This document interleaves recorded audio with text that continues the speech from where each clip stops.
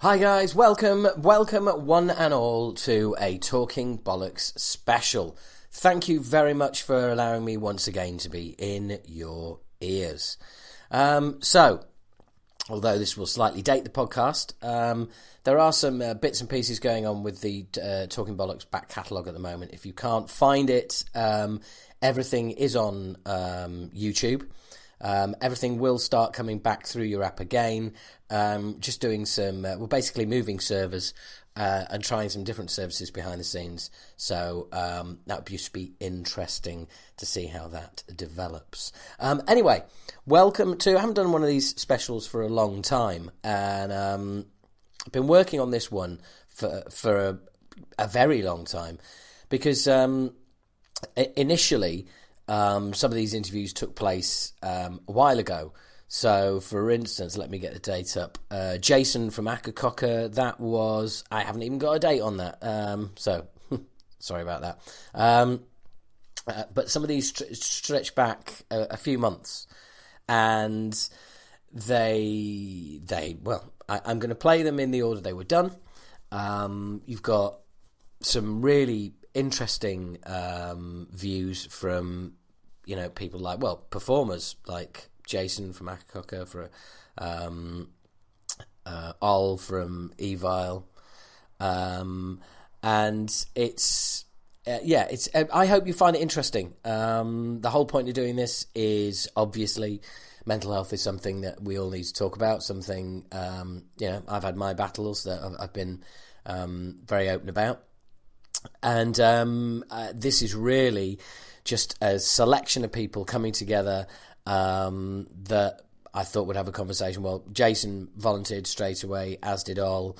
And it was just Gareth and Gillian from Mental Health and I agreed to come on immediately, which is great. And since then we had quite a chat, and we've announced dates in Belfast, and they're going to come over and have a stall at our show. So that's really cool. Really looking forward to seeing them. There's not much more to go, really. It doesn't require a great deal of intro. It is what it is. It's a mental health special, and hopefully you can, if it's you yourself listening to this, recognising some things and thinking, that's something I need to get a handle on, or anything like that. Contact me, contact anybody in the podcasts. Please do. It'd be great. Be great to hear from anybody who wants pointing in the right direction. Alternatively, Paul has got some wonderful advice about the Samaritans, which will be coming up in the very last interview of the lot. So, without further ado, I'm going to go to my old mate, Jason Mendonca of Akercocke. We had a chat a while ago in Virginia Water, just in case you know Virginia Water, not far from the main lake itself. We had quite a chat. In my previous interview with Akercocke, I just touched upon the fact that Jason had a bit of a bad time, and that's why Akercocke ended up on hold for a while, or at least a big part of it. And we go into more depth now. It just remains for me to say I'm not going to put any intros. I'm not going to do any sort of chitter chatter in between these interviews. I'm just going to play them all one by one, and enjoy. That's all I can say. Here they come. So you find Jason and I in an archway. I don't know, next to a lake. What is that? Virginia Water? Is that the water of Virginia? That is absolutely Virginia Water Lake. Yeah. Right. Okay. So that's so. Any of you who know where that is, that's where we are, and those of you who don't, that's also where we are. So we just had a nice little Sunday lunch and come for a walk around the lake, and we're in this. It's quite sort of surrounded by. They're not Roman ruins, are they? No, Libyan. I think ancient Libyan antiquities, Libyan ruins. Yeah, that were stolen by someone English a couple of hundred years ago and shipped over here to be left as some sort of decor, I suppose. it's quite eerie actually.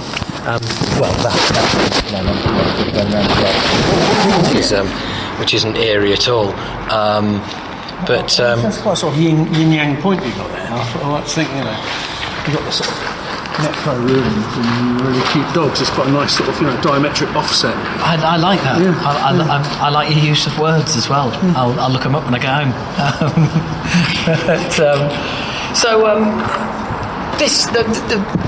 Let's go right back to the beginning when we first met, and I interviewed you as a whole band. Yeah. I was keen to get. I'd watched a couple of interviews. You hadn't been back that long, and I watched a couple of interviews, and I'd seen you, in my eyes, be clearly evasive as to why the band was had taken a break, and I thought that'd be an interesting. I'd just like to dig a little more, and I asked you, and you kind of went, "Oh, life gets in the way," and I kind of said, "Look, I've heard that answer before, and I'm not convinced." Uh-huh. And you were quite surprisingly, from my point of view, you were quite open and just kind of went, "Well, look, actually, yeah, this is why." Yeah. My head was in the shed, kind of. Yeah. And something you said, I really remember this very clearly, because I remember you saying it to me, and you were saying you were turning up at practice, and you couldn't remember riffs from the previous week. You couldn't remember what you'd done the previous week, and correct. Straight away I knew that feeling. Yeah. Do you know what I mean? I knew that feeling of doing something that you've done 100 times, but it feeling alien, almost like an out-of-body experience. I mean, yeah, that's how it. That's how it sort of manifested for me. Yeah. It was. I just thought. I remember it was like incredibly honest of you, and really, really open. And I wanted to kind of delve a little bit deeper, but when there's three of you sat across the desk from me, sat across the table, and we're in the pub, it's it's not the time or the place. And presumably, like all of us who go through those struggles, you've been there, but you've also got to fight to not go back there. Completely. Yeah, it's an ongoing process, I think. I think one of the things that I was very, very lucky with was being given, essentially what was referred to as a toolkit, to help manage mental states, really. And when I say mental states, obliquely, what I'm specifically referring to is anxiety, primarily, as well as other issues, but anxiety, as anyone who's experienced it will know, can be absolutely crippling. Debilitating. I found it really a really, really interesting journey going through what turned out to be very, very successful therapy over a number of years, over 2 years, I think, to actually gain some grasp and understanding of why you arrive in these states. That have always been a complete mystery to you, and it's completely unexpected, jarring, sort of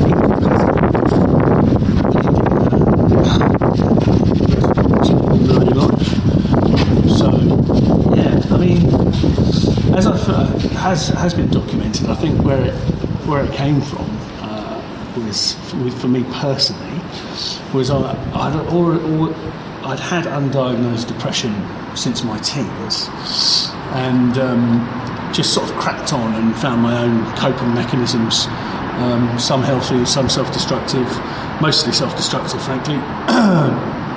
And then I got to a point in life where the analogy that I've used is quite well, where I was spinning so many plates that I just spinning more than it was beyond my capability. So some of those plates naturally started to come crashing down. And to sort of move from the metaphor, what came crashing down was my mind, Yeah. And I arrived at a point where I ceased to be able to function at all as a human being, and literally just went to bed, pulled the covers over my head, and didn't leave it for 3 weeks. And had. When that happens to you, when people talk to you about depression, right, being from a kind of fairly typical stiff upper lip, British family. You're sort of conditioned to kind of pull your socks up, pull yourself together, man, crack on, which is what I'd been doing for decades. And then I finally reached a point where I actually couldn't do that. And when that happens to you, that's a really, really frightening thing, And when I actually got diagnosed, it was something of an immense relief, actually, because then when I went through a process of working with someone who understood to unpick these issues,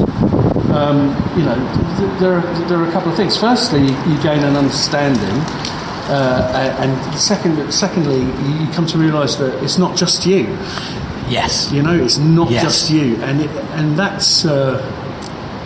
It's great to hear, isn't it? Oh, mate, that's incredible, because all of a sudden, you can then, if you're lucky enough to be in a position, find ways to resolve what was previously unresolved. Do a bit of root cause analysis. I know that feeling well of, and it is that moment where you realise that for want of a better phrase, and I apologise for lazy language, you're not going mad. Yeah, completely. And you're not, especially when you're dealing with you're talking to a professional who kind of puts you at ease in the way of not like I deal with hundreds of you, but more a case of like, look. This is, you're not saying anything that I haven't heard before. Yeah.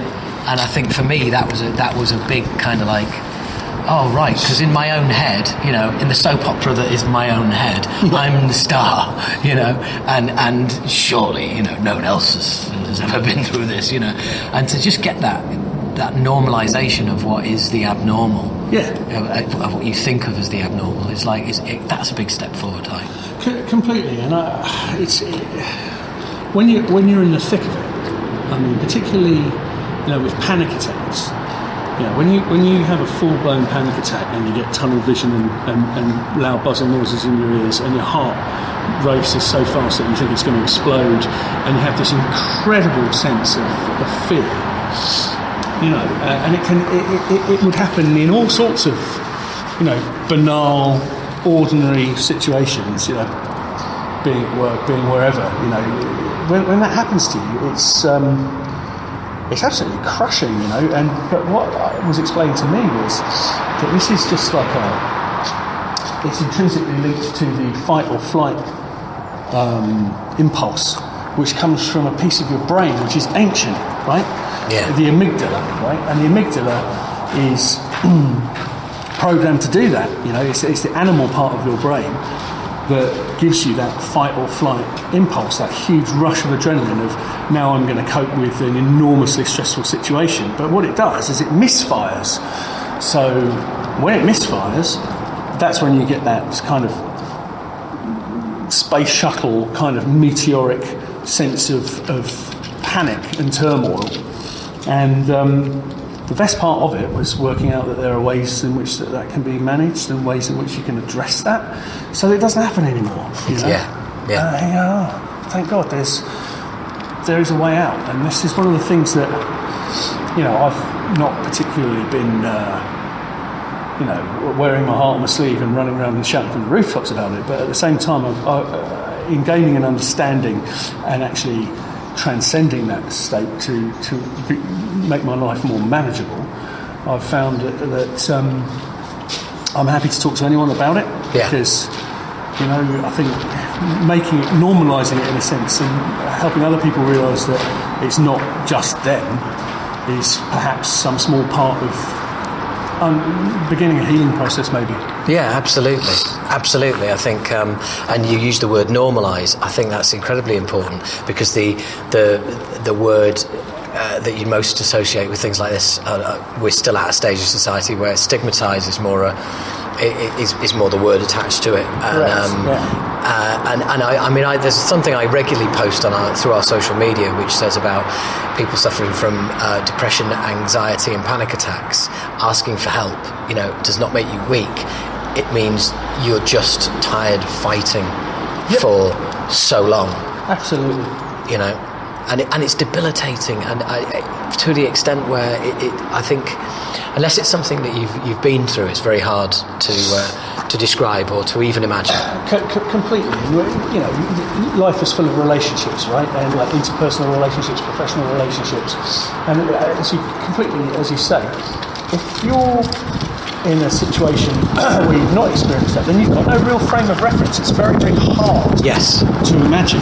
And you know, and when the term was depression was directed at me, it was quite odd to begin with, because I had always associated it with what is stereotypically perhaps appreciated as that, as, you know, being a bit of a mopey teenager and, you know, not wanting to get out of bed in the morning. And yeah, like any stereotype, there's some elements of truth in that. But actually, when you come to the crux of how it manifests and the many different ways in which it manifests for people, that becomes enlightening.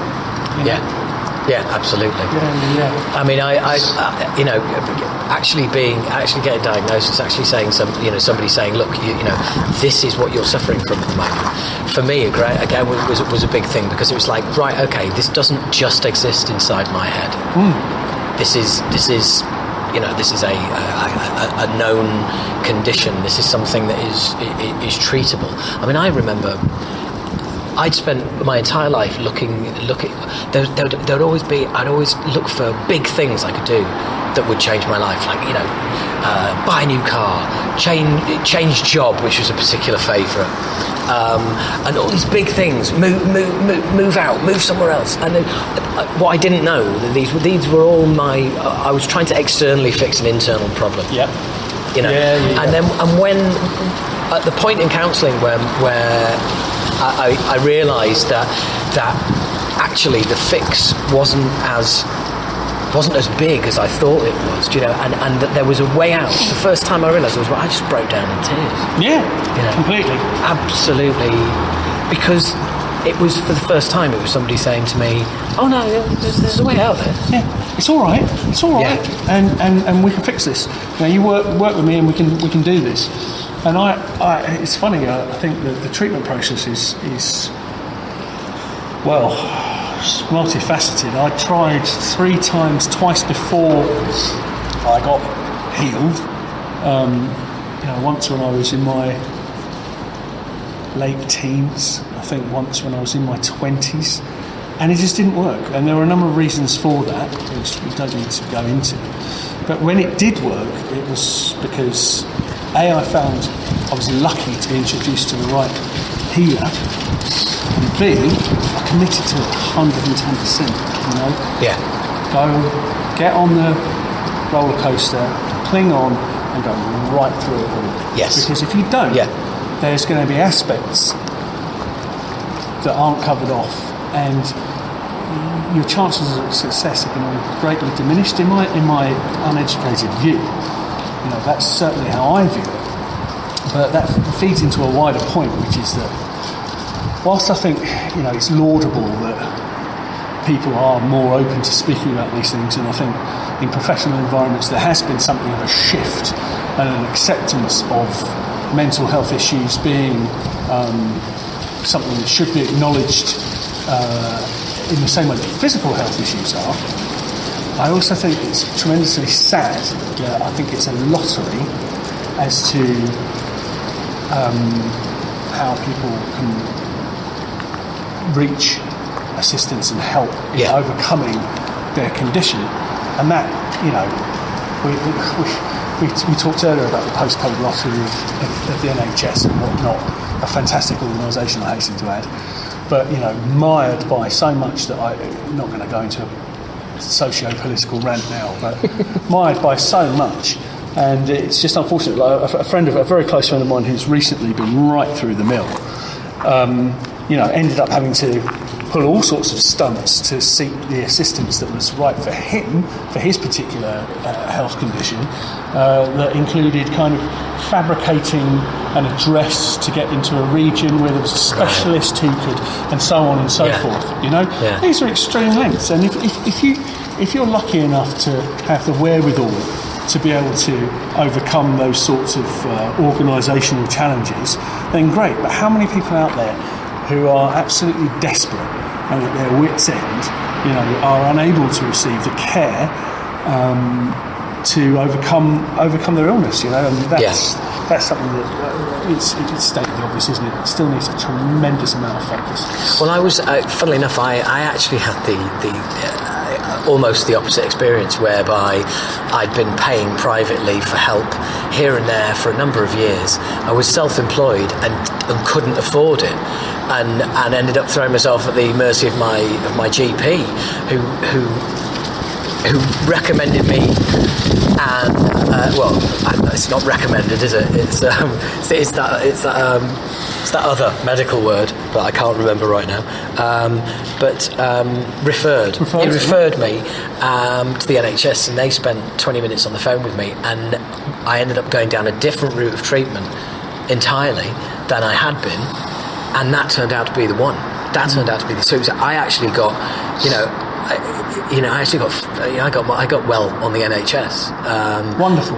Wonderful. Despite having, been able to go private. Yeah. Which didn't work for a number of reasons. But and again, I think that's important as well. I think is, you sometimes hear people say, and I think you touched on it there, it's like, oh, I tried it and it didn't work. Well, like it maybe didn't work because of where you were at. It could have been the person. It could have been the type of treatment. It's like everything else. You're so right.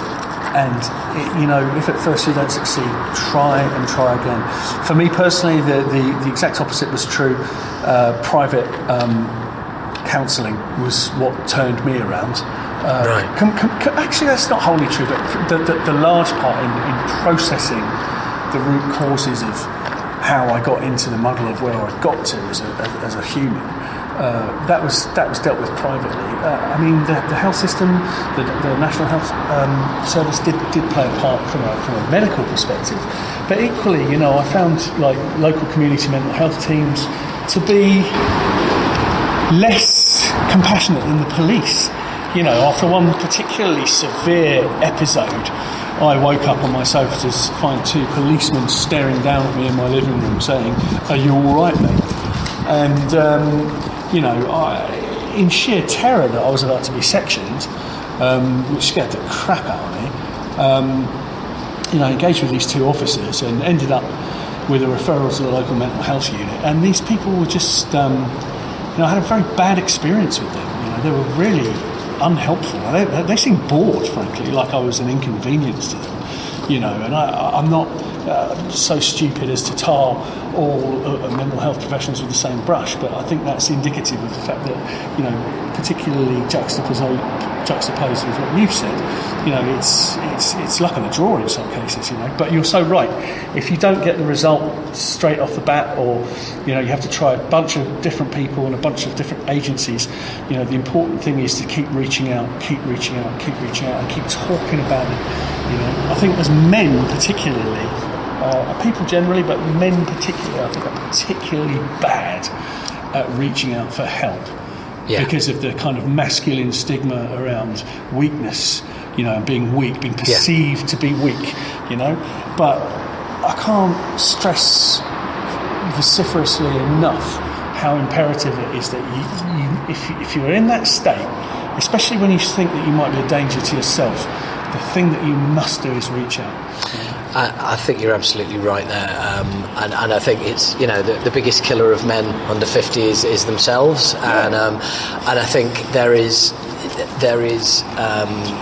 that's because we're not processing our emotions, our thoughts, and our feelings as well as women. Every single relationship in my family, the man's died before the woman. I'm not saying that's not entirely physical, or whether it's related to mental health or anything like that. But certainly, from a perspective, here's my very small take on it. From Cro-Magnon man era days, right? We'd leave the cave in the morning, and off we'd go hunting, and we'd go as a bunch of blokes, right? And off we go hunting. And do you know what we do? We'd shut the fuck up, because if you talk, your quarry you're jeopardising the hunt, right? You're jeopardising the hunt, and none of you are going to eat, and you're going to starve to death. So what you do is you're all there in the trees, and you're all giving it hand signals and all the rest of it. Meanwhile, the women are back at the cave, chatting to the next door neighbour, decorating the cave, whatever. I don't mean to be too patronising, but communicating with each other verbally. Yeah. Whereas we're all doing the hand signals, eye signals, keep quiet, and then once you have killed your prey, what do? You all celebrate together. You have a laugh and you have a crack, and you have a bit of banter about this thing that you've just taken down, and you bring it back, and it's that. For me, it's kind of like it's DNA programming. Do you know what I mean? It's like right to the core of our problems that we still suffer from today, which are, men carry around that inability to communicate, to open up, to express themselves. I mean, when I was in counselling, when I looked at the way I'd kind of emotionally processed some things like the death of my father, the end of relationships, things like that, it was just like, I wasn't dealing at all well.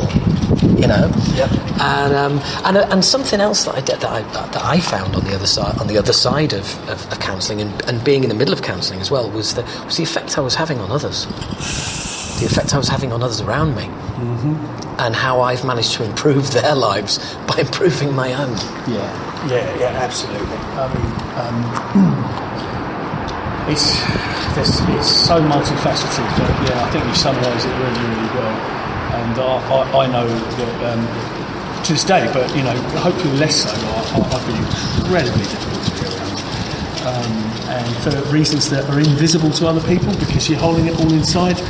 And with some people, those who aren't gifted with the compassion or willingness to try and understand, well, I'm sure some of these behaviours are still completely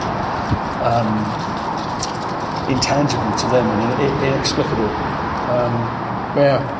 But it is. It's incredible because there are so many similarities to alcohol and drug abuse, which is, you're not going to get well until you fully commit to it. Until you admit you've got a problem, then you can't be helped. And then when you do, and you kind of see the light, you see the light at the end of the tunnel. And then for me, I was kind of hinting there at kind of almost making amends. Do you know what I mean? Or almost feeling, and in some cases, literally making apologies to people for how I've acted in the past.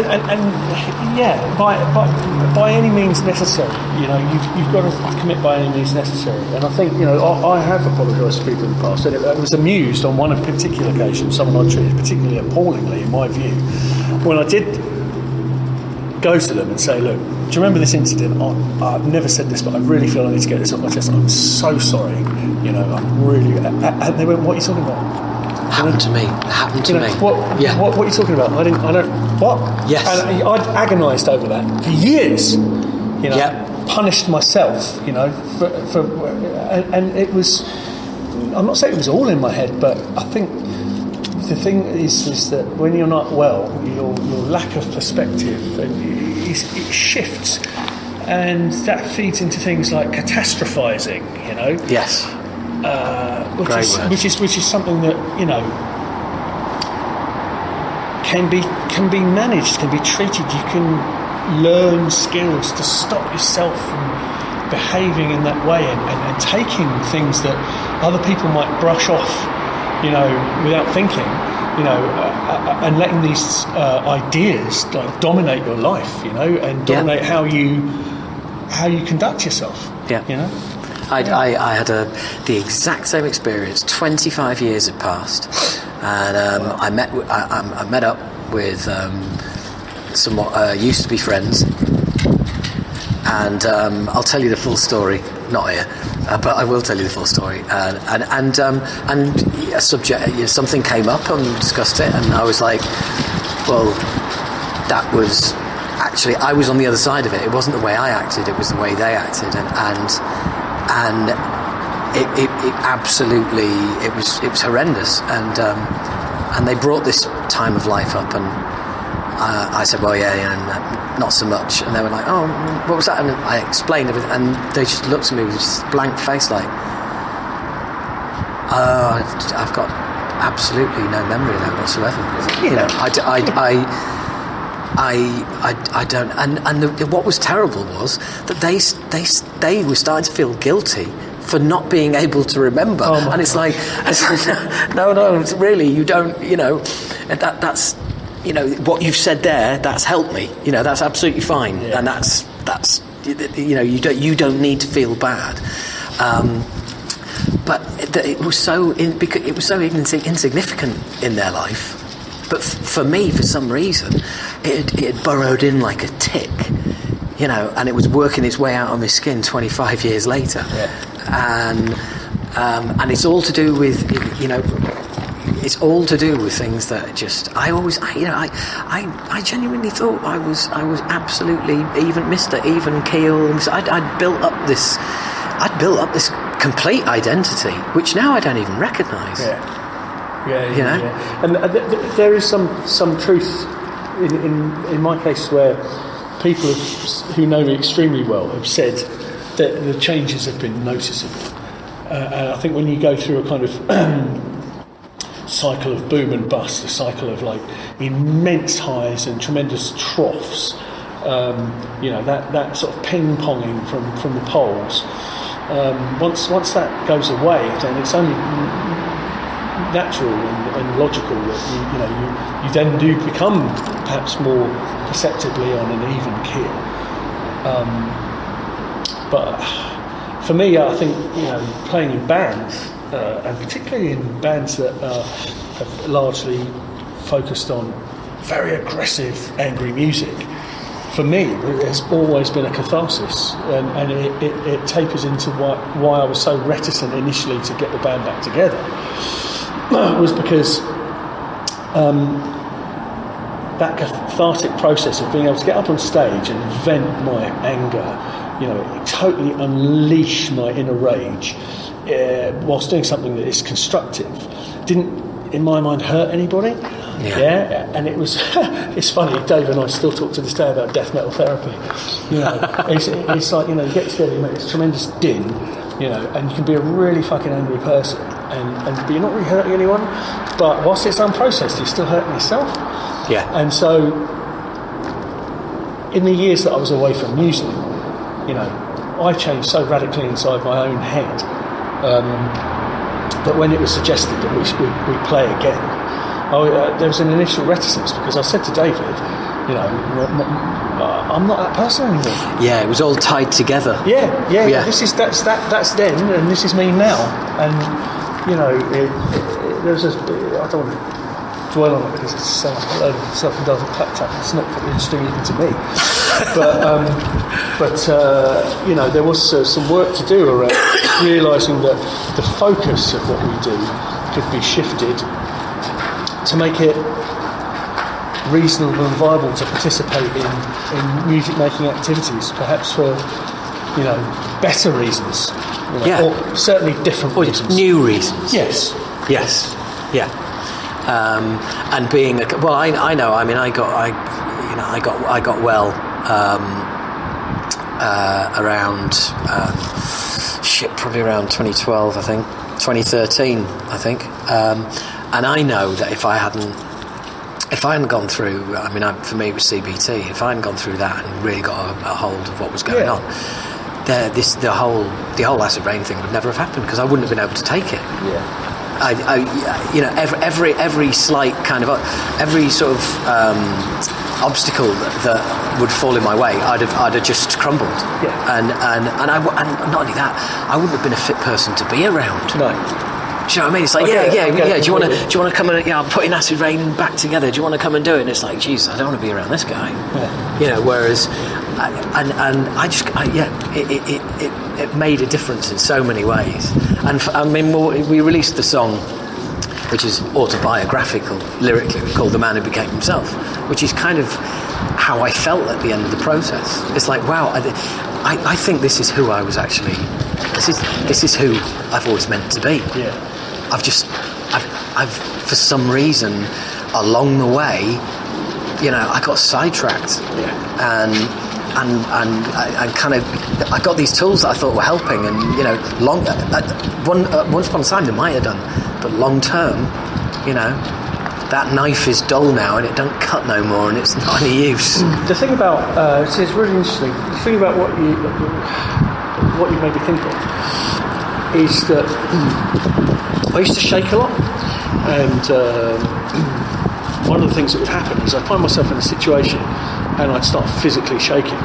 And someone explained it to me, which is if you've suppressed unprocessed issues for so long, your body and your brain are so clever that they will find ways for that hurt to come out. You know, and it doesn't matter. You know, and something you touched upon in a different context, but I think you were talking about the analogy behind drug and alcohol use and indeed tobacco, where never stop giving up. You know, if you want to give something up, and it's like there's that correlation there. If you're ill, never stop seeking help until you get it sorted. Never stop trying to dry out or trying to stop smoking until you get it sorted, if that's what you want, right? But the other side, a different aspect of the drug and alcohol thing is they're brilliant ways to suppress and mask your inner self. Yes. Yeah? Fantastically good at that. And of course, because one of two things will happen. You'll either get to a point where you'll just shuffle off, right? Or if you can cling on that long, your unprocessed pain, whatever is at the root cause of your mental illness, will find its way to the surface somehow. Yeah. And perhaps they're almost one and the same. One of the ways in which it finds its way to the surface is that you will drink yourself insensible every night to not have to deal with things that you may or may not even understand. Or get off your tits and same thing. Yeah. Altering your state. So you have to deal with the constant trauma of being you. Yes. Yeah. It's that, and it can be physical abuse, it can be mental abuse, it can be anything that drives you to something that trauma. Just papers over the cracks. Totally. Something that means that you can live with you. Yeah. It's like there's that phrase, just take the edge off. And I love that phrase because it is so fucking true. It is. Well, look, mate. This has been really good. I've really enjoyed it. Thank you so much. No, thank you for the time. I really appreciate it. No, I think I really appreciate you asking to get my thoughts on such things and to share this dialogue that we've shared. Absolutely, man. It's awesome. Thanks. Cheers. Okay, I lied. Maybe I will do a little couple of bits and pieces between the interviews, mainly because you need to know who I'm going to be talking to, don't you? Of course. I hadn't thought about that, so that was rather stupid of me. So yes, coming up next, we have got Gillian and Gareth from Mental Health NI, as it would sound. Is directed more towards Northern Ireland. Now, big thanks to Gillian and Gareth for getting involved in this. And you will have heard Gareth on the Slipknot Unsainted special, actually, in case his voice rings a bell. And please have a listen now and a little bit of to my chat with Gareth and Gillian. It's quite revealing. Here's interview number 2. Hello there. Hi, Gillian here. Hello there, Gillian. In my stupor last night, I must have given you the wrong number. Well, luckily, it's not anyone's number. It's just not recognised. Oh, that's good. Okay. Yeah, so I didn't ring some random stranger and start saying, "Hey, it's me for the podcast."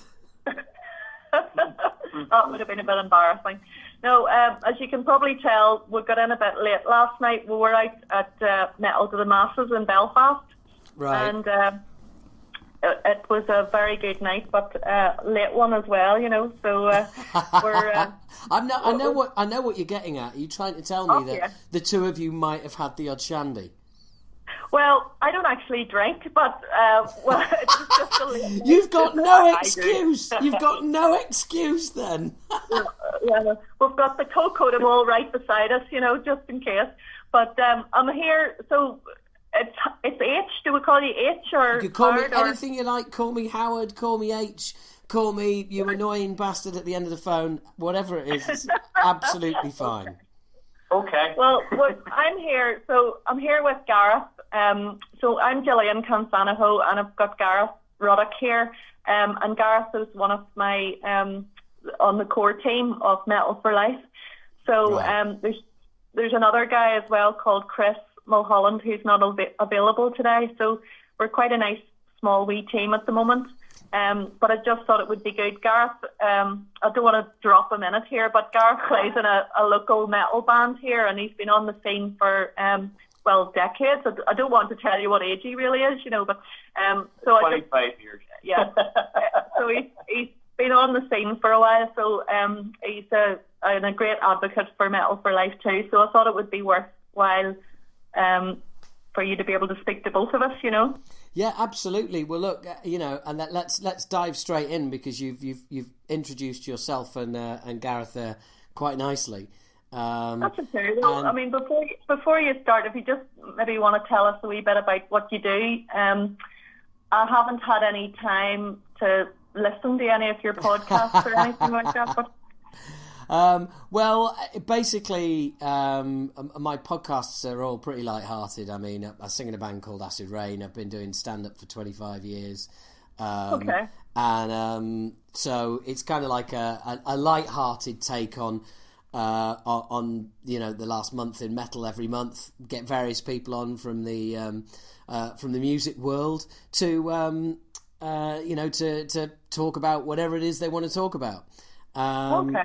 And I myself have had my my battles with mental health, and was recently diagnosed finally with ADHD at the age of 49, which explains a hell of a lot of my life. I'm not backwards at coming forwards and talking about these things openly. Great. Yeah. And I mean, we released a single back in 2017 called "The Man Who Became Himself," which was basically about me coming out the other side of crippling depression that hit me. And I spent, a long time, well, not a long time, I spent 16 weeks in CBT and came out the other side, not only mentally healthier, but almost a new person, really. And somebody that was a lot nicer to be around for all of my friends, but also more nicer to be around my own company. So, well, that's a great achievement. Well, thank you very much. Thank you. And I mean, it's Yeah, well done. well. Look, ultimately, I think at the moment, my main hobby horse that I am preaching is basically self-reflection. It's very easy to, I know from a personal experience that as human beings, we are apt to look outward for solutions to the problems we have in life. And if you keep doing that, changing job, changing relationship, buying something nice, and it's not working, then maybe, you're not looking in the right place. And I know for myself that ultimately I fell into all those traps, and it wasn't until I started looking inward and looking for solutions to my problems that lay, within myself. That's when the real work began. But when I really started to see results and become a much happier person for it. So absolutely. No, it's some serious work you've done there, and I think there's a lot to be said for a lot of people do either blame external forces for the way they feel, or they, as you say, they try to make themselves happy by buying the best of everything and spending a fortune on things, when really a lot of the happiness that people can find in their lives is just by changing the way you think about things, and maybe accepting some of the things that can't be changed. I don't know if you've seen any of the things that we have posted about Metal for Life, but my son took his own life a year and a half ago, a year and 18 months ago, and he was our only child, and so it has left us completely devastated.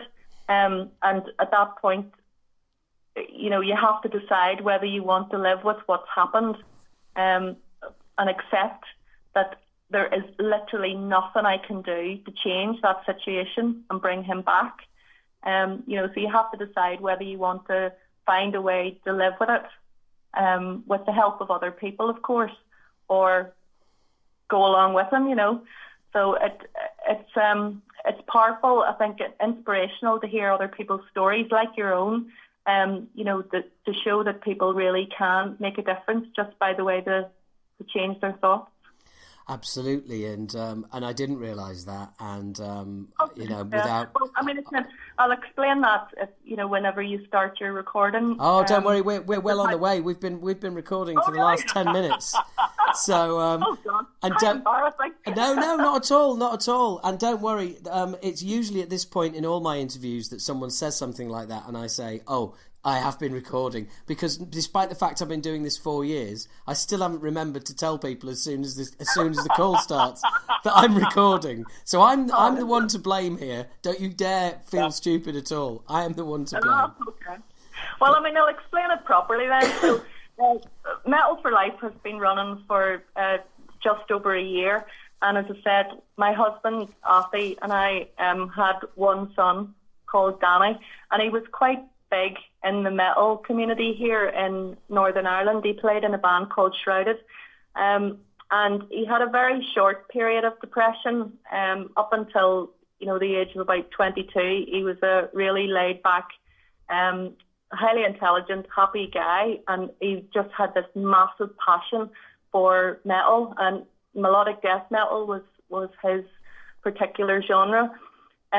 He was incredibly talented and a fantastic growler, best hair in the metal industry in Northern Ireland at the time, and as I said, unfortunately, he had a short period of depression, and sadly ended in him taking his own life at the age of 23. And it completely devastated Afi and I, and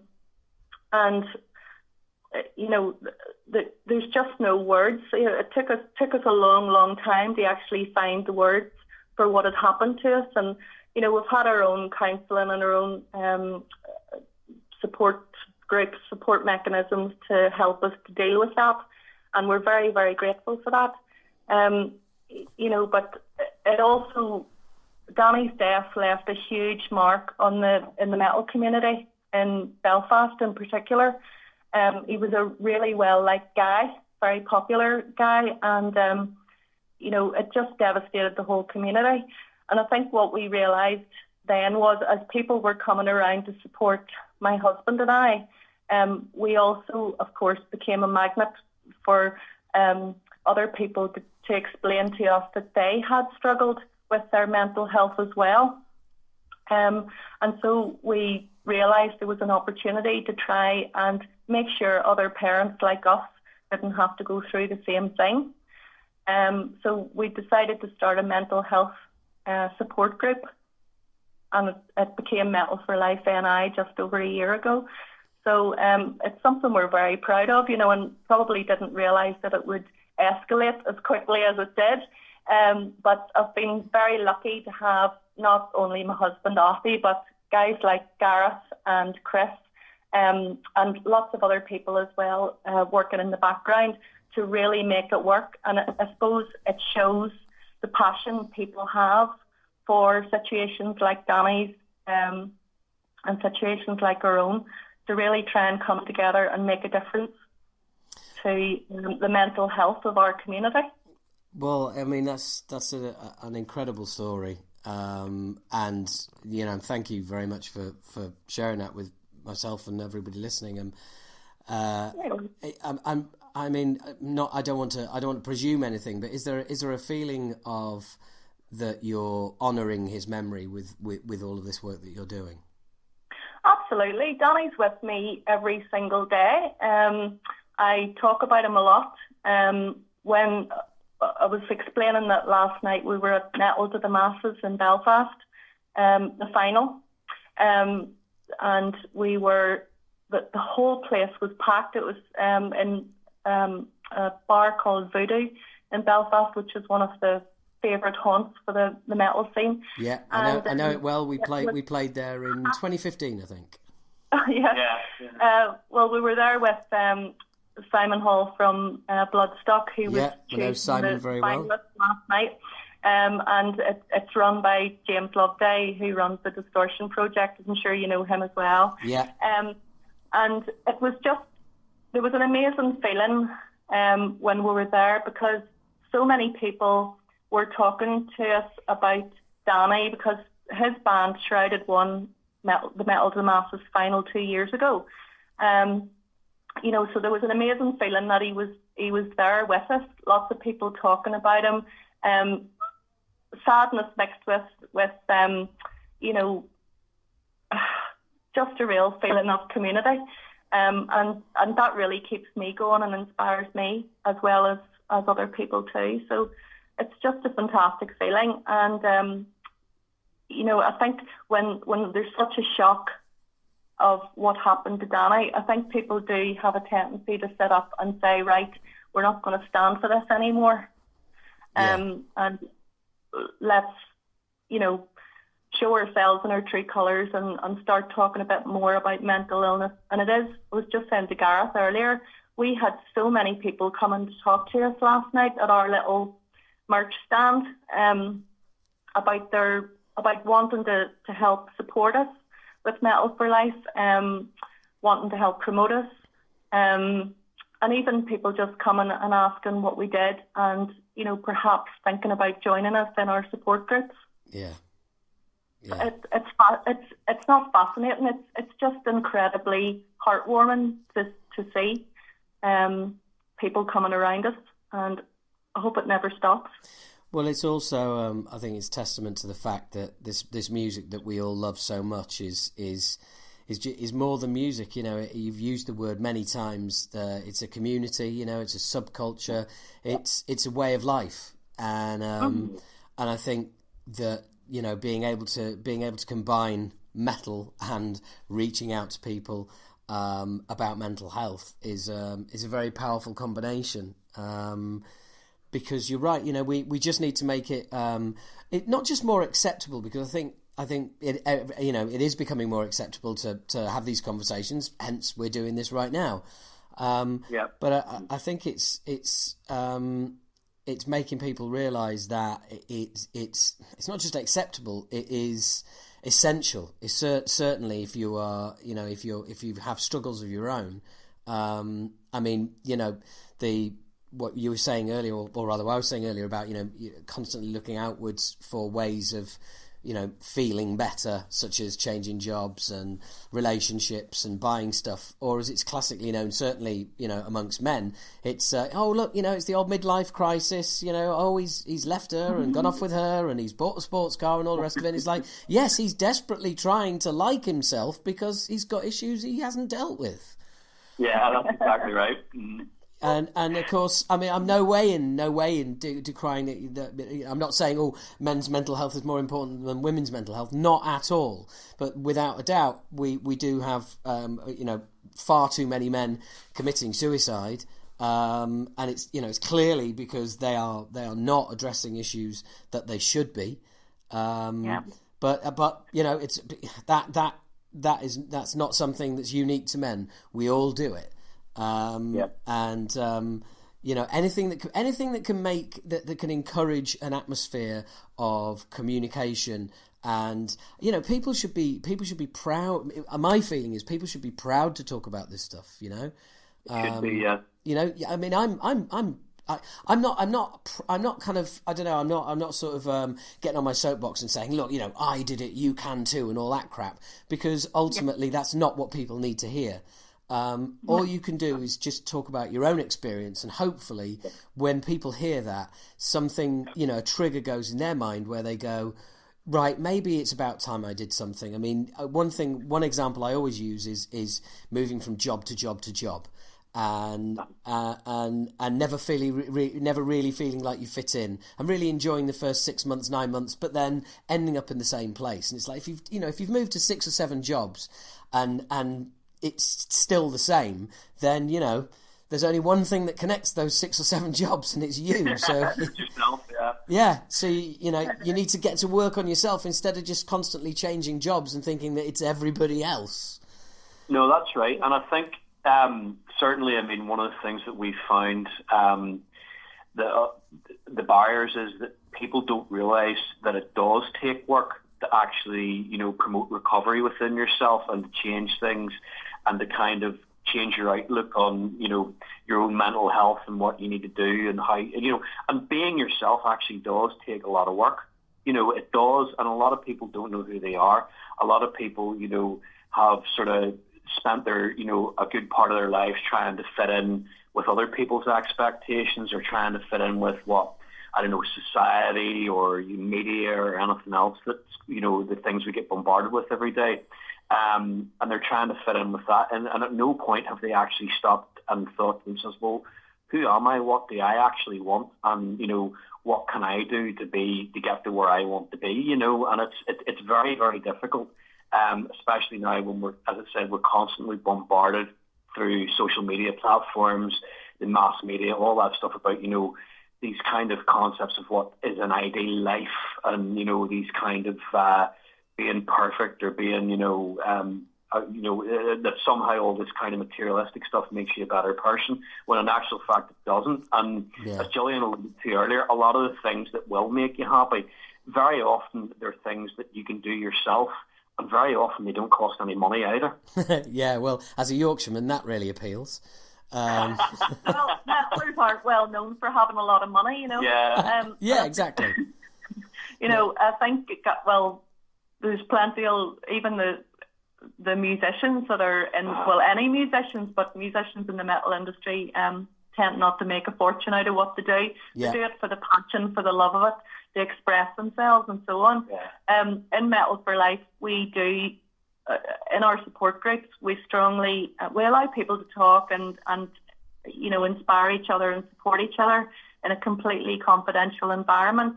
But the principles that we have as facilitators is to try and encourage people to find things that they love that don't cost a fortune, Yeah.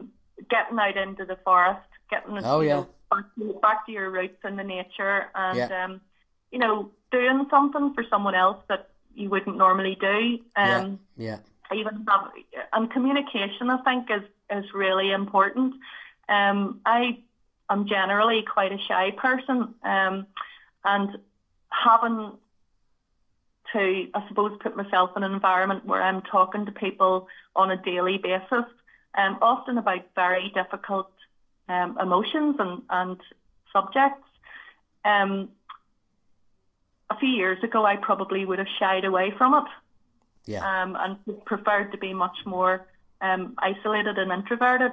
But I have found that it's the exact opposite, because you are getting support bouncing off other people, and it's really helpful in keeping you moving forward. Yeah, absolutely. And ultimately, it is about whoever it is that you need to talk to. Find somebody. I mean, funnily enough, about 2 hours ago, I was having a conversation with a very close friend of mine who I'm worried about. And I saw a couple of social media posts that I didn't like the look of, and and I know they're not going to ring me. So I'm like, look, dude, I can see that things aren't good here. So let's talk about it. And it's sometimes sometimes people put those posts on Facebook and you just think, oh, you're attention seeking. But do you know what? Yeah. Instead of posting a comment saying, are you okay, hun? Pick up the fucking phone. Yeah, that's it. Yeah. I think when it comes to severe depression and suicidal thoughts and so on, a lot of people have preconceived ideas about the way people behave. Yeah. And the truth is, everybody behaves differently, because we're all individuals. What a surprise! Yes, exactly. One person attention seeking and essentially crying out for help. To me, that's actually a good thing. But I can understand how people would take it the wrong way. Yeah. The ones that always worry me are the quiet ones. And Danny would have been very like that. Sort of would have completely isolated himself from the world, and that's when it becomes really dangerous because nobody knows what's going on. Yeah. And I think you're absolutely right, and what you've done there with your friend today to not wait for people to cry out for help or to seek help. Sometimes people are too ill to do that. Yes. And also that can be part of their condition as well. Is that they're not very good communicators. So then they're never going to communicate that what's wrong with them. You have to read between the lines, and I think it's easier if you've been through those situations yourself as well. You can see it. You can see it in others, whether it's online or whether it's when you're hanging out together. You can, and it is about sitting somebody down and not being afraid to say, look, are you okay? You can talk to me. You don't seem very happy. What's the problem? Because I think if somebody is really, really in a bad place, and you are a friend, you are one of the few people that they will open up to. And just ask the question. Yeah, and I think you perhaps have the experience and know yourself. I know what it feels like as well to have severe depression, and some suicidal thoughts as well. A lot of people haven't felt like that, and they often don't know how to approach someone who is feeling that way. Yeah. They might be able to see that there's something wrong, but they're perhaps afraid of making the situation worse, or not being as helpful as they're just afraid of getting it wrong. Yeah. And suppose in years gone by, the word suicide would have been said in hushed tones and not really talked about openly. Myself, I wouldn't have liked. I still don't like to say the word because it obviously affects me so greatly nowadays. But I think the general thought nowadays is that you're not going to hurt anyone by simply asking the question. Yeah. Are you thinking about taking your own life? In the Metal for Life group, we did a great workshop last year around the time of the first anniversary of Danny's death with Professor Siobhan O'Neill in Northern Ireland. She is behavioural sciences professor in the Ulster University, and she was encouraging us to reach out to people who we know might be in danger of taking their own lives and not be afraid to ask them the question. There are some really great initiatives online which can actually talk people through how you can start that conversation with someone. There's a website called the Zero Suicide Alliance, which is UK based, right. And great information online and videos and sort of scenarios. How would you speak to someone in this situation? And it's really just all about, in the same way as you would do a first aid course, it's really about helping people become more confident to broach these difficult situations. And the more people that know about it, the better. Right. Because this can happen to anybody. Yeah. Yes, we know there's a big problem in Northern Ireland. We know there's a big problem with guys, but it literally can happen to anyone. Yes. It doesn't matter what your background is, what you've been through. For sure there are some life events and so on that can make the risk higher, but it literally can happen to anyone. And my son was proof of that, And do you encourage people to reach out to you? And clearly, like as you said there, you're keeping an eye out for people within your community, are you also encouraging, I presume you're also encouraging relatives and friends of people to call you and say, look, I'm worried about this person, what do I do? Can you help? And, what do you do in a situation like that? Well, we have had people contacting us, and if we have, we're not trained counsellors in the Metal for Life group, but we certainly can advise people on who to contact if they are concerned about people or if they have a concern about themselves. Obviously, if there's a very critical risk to life, the recommendation is that you go straight to A&E. Yes. Or take the person straight to A&E. Obviously, you can have your GP involvement and so on, maybe for reassurance that there's not something else underlying there. But we have had great success in putting people in touch with Lifeline, right? Who you can talk to they'll talk to you on the phone, and they'll keep coming back and talking to you again.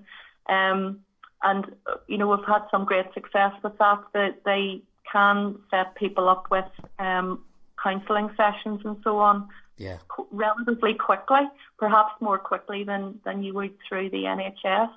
And it depends on people's circumstances. It depends on the person as to how willing they are to communicate with the person on the end of the phone or their doctor or whatever.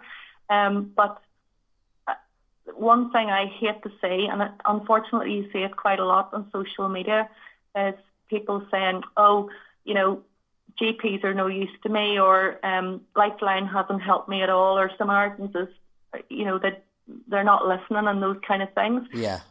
But unfortunately, you only hear those negative bits. There are thousands of people that they're helping, to change their lives around and to help start that recovery process. It does have to involve the individual too. And as Gareth said right at the start, there's an awful lot of work. Most of the work has to come in from yourself. Yeah, absolutely. No, I absolutely get that, and I think when you see those people saying they didn't help, I think again, if you go in with the wrong attitude, then you're not going to get out of it what you're meant to get out of it. If you go into the Samaritans or Lifeline or anything like that, expecting them to fix you, you're going to be sadly disappointed, because you are going to be fixing you.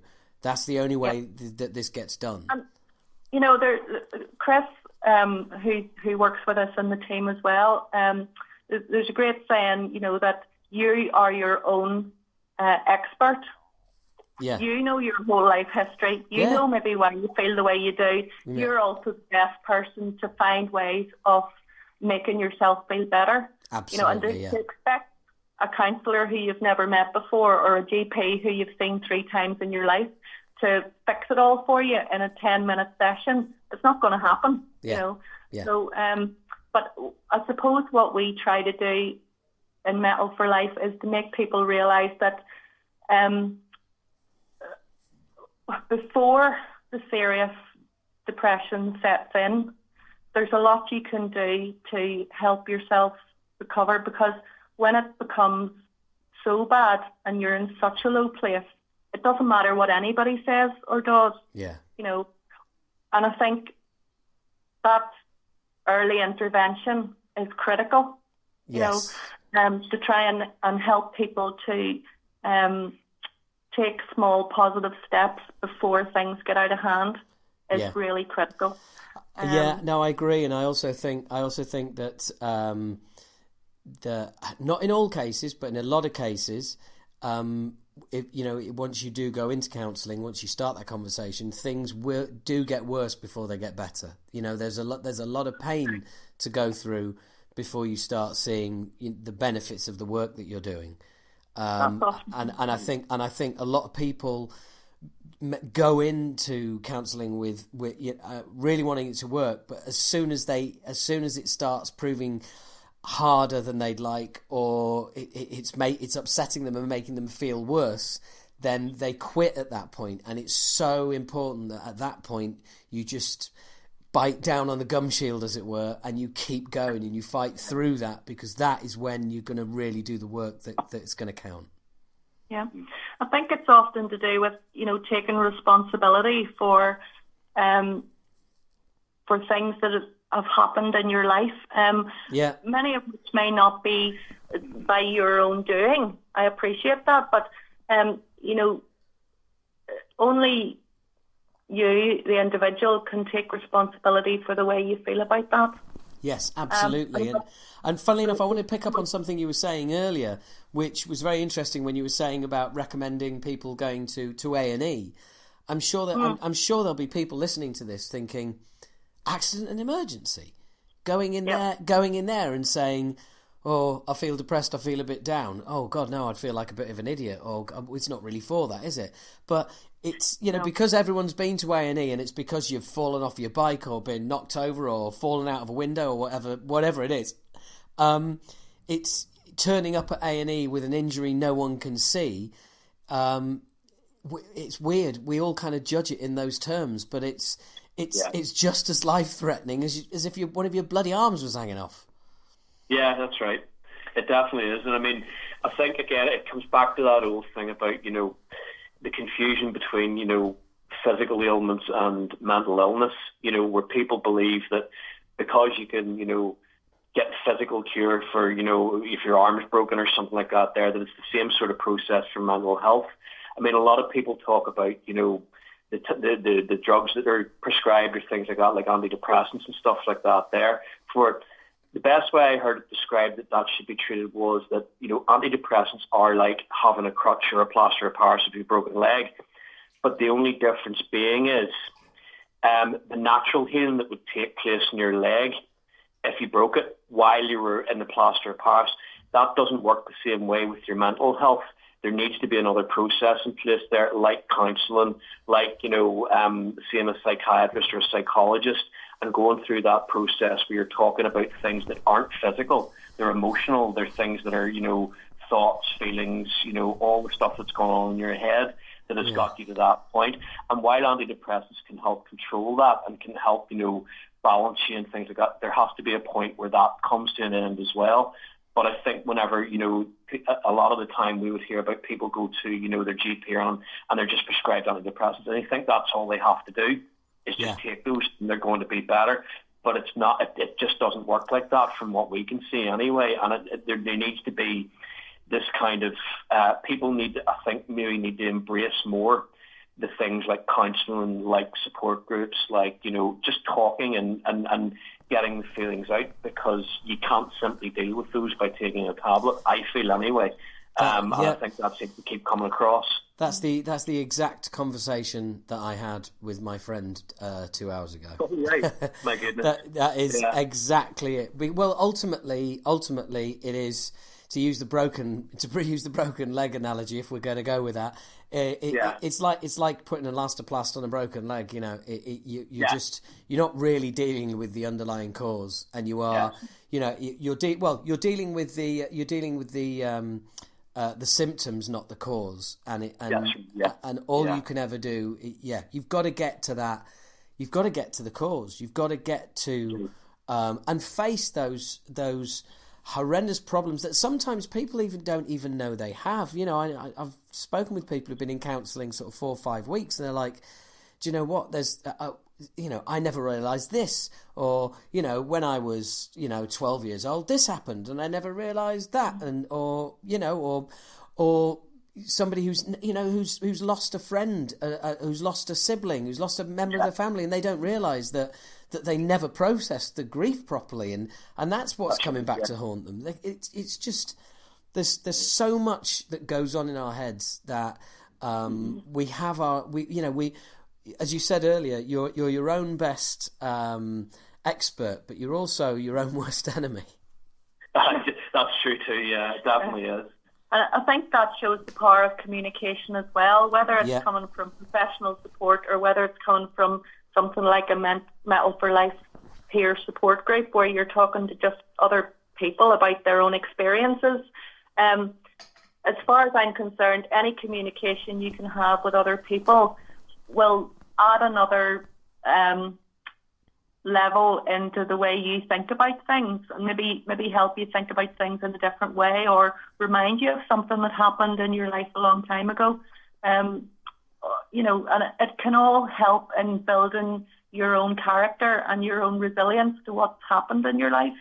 We have some amazing people come to our support group that have been through, frankly, some of the most horrific experiences in their lives, and they're still standing strong. And not only that, they're thriving, and they're determined to get their story across, just like you are, to help other people and to realise that you can recover from these things. Yes, absolutely.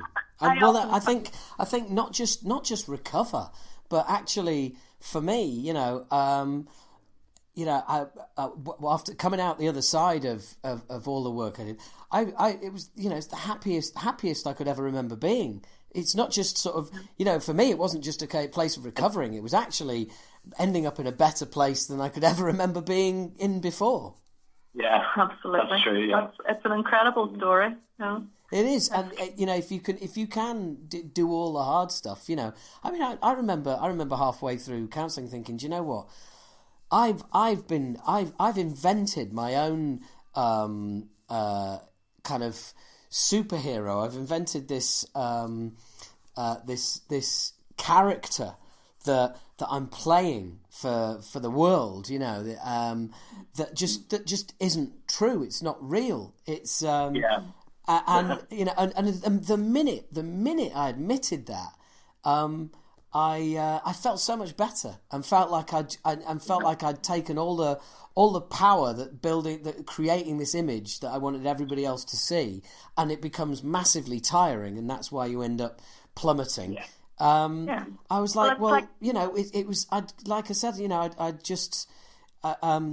created this alter ego that was just wearing me out, and to get rid of it and just be me was just so rewarding. Yeah, I think sometimes, well, not sometimes, very often, we do tend to label ourselves. I'm a metaller, so therefore I have to act like the tough guy all the time, and go out partying all the time or whatever. And you're absolutely right. It becomes so exhausting because you're trying to live up to this label that you've put on yourself. And I think I suppose part of changing your attitude towards yourself is just saying, look, I don't have to be like this all the time. I don't have to do what they all say, or as Gareth was talking about earlier, this notion of what the way we should be in society. It's rammed down our throats every day. As metalers, I suppose we try to steer away from what we should be normally expected to do. And I would like to just, continue on with that and say, let's not be afraid to stand up for our mental health as well. And basically just everybody is different, and everybody has to do what they need to do to feel good about themselves. Yeah. And they don't have to stereotype themselves and fit themselves into boxes where they don't fit and things. It's the same with metal music in itself. There's so many different kinds of metal. We had this conversation right at the very start when Metal for Life was conceived. What exactly is metal? Who's allowed to be in our club? This kind of thing. And the truth is, it doesn't matter. The metal that I like is completely different from the metal that Gareth likes. And, you'd asked us a question earlier on about Slipknot. I have never heard Slipknot in my life, but I'm not... I have. I've heard of them. I'm not that bad. Right. I'm not... That's not the music that I sort of gravitate towards. But, the thing is, we're all different. Let's not try and put ourselves into boxes that, I'm not metal enough for, or whatever. I think we all have to find our own passions and stick with them, and not be afraid to say what we like and what we don't like. Well, sorry I can't help you with the Slipknot review. So, well, no pressure, Gareth. That's going to be all you. That's going to be all you. Well, I tell you what. Do you know what? I think that's a really cool place to leave it and move on to have that conversation. But what I'd like to do is just sort of kind of tie up the end of this and say, I know you've kind of dropped a few names in there. For people listening to this and thinking, do you know what? I really do. I should make a call. I should do something. What are the various outlets that you'd recommend? Okay, well, obviously, if people would like to get in touch with us, we're called Metal for Life NI. We're a unique support mechanism for the mental health of metalheads, specifically in Northern Ireland. Who knows where that'll go in the future? It's a unique concept here. So you can find us on Facebook simply under the name Metal for Life NI. There's a page and there's also a private group which has about 730 people in it at the moment. And there we try and encourage people to communicate. We try and post articles and videos and links to things which are going to be beneficial specifically to the rock and metal community. But it is of value to anybody who wants to view that. We have a website, metalforlifeni.co.uk, and all of our details, ways to contact us, individually as well, are on those sites.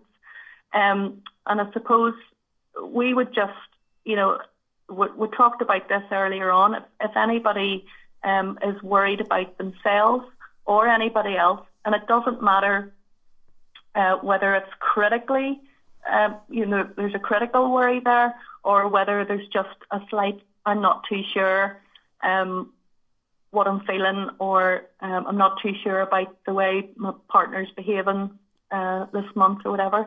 You have to start somewhere.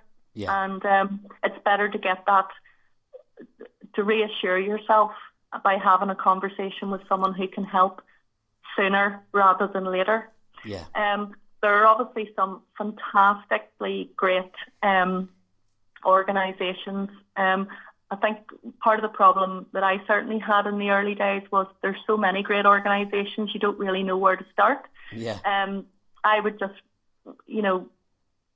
obviously if you're a metal fan, rock fan, punk fan, come and talk to us in Metal for Life, and we'll, whatever the issue seems to be, we'll try and direct you towards a group that is helpful for you. There obviously some of the big organisations like Lifeline and Samaritans have been doing this for decades, and they know exactly what they're doing, and they have a huge amount of support and resources to help people on a daily basis. Yeah. They do offer the 24/7 sort of services. Text services are quite popular now with young people, because a lot of young ones would rather text someone than actually speaking on the phone. Yeah. And that's okay too. Sometimes it helps you to rationalise your thoughts a wee bit when you're taking the time to type something rather than speaking. Yeah. So there's lots and lots of great organisations. As I say, we've got some good ones here locally in Northern Ireland as well. Action Mental Health and organisations like that. There's a great new one, I think, based in Liverpool as well at the minute, called Chasing the Stigma. And they have a text service as well for people who are in crisis or who just need to have a chat about something. And they can direct you to organisations in your own area as well, which I think is important. But even I think the NHS gets a bad rap. Absolutely. But if you read, if you actually go onto their website, the NHS Direct site, and all the public health agency brochures, they are really, really very good if you just give them a chance. Yeah, absolutely. And well, look, we've mentioned, and I think two key resources that people may not realise that they have, because we all have them, is your GP and the NHS. And I mean, not to make this all about me again, but I can hold my hand up and say, had various amounts of private counselling over the years, then got made redundant, couldn't afford it, so got referred by the NHS. My GP said, well, they're not very good, but we'll give it a go anyway. And I was assessed and given CBT instead of which was a different kind of help than I'd been paying for, and that changed my life. 16 weeks of CBT absolutely changed my life, and it wouldn't have happened without the NHS, without my GP getting involved. Absolutely, I had a similar experience myself. And it is very good. I think part of the problem with the NHS is perhaps the waiting lists. Yes. And I think there's a lot that's a completely different conversation on its own. But there are a lot of resources online nowadays that wouldn't have been available 20 years ago. That are there for people if they want to. But actually talking, there's nothing like talking to someone, especially someone who's been through an experience that's similar. With Metal for Life in particular, obviously, looking like a metaler, being a metaler has certain stigmas associated with it, perhaps with the rest of society, the same with punks and so on.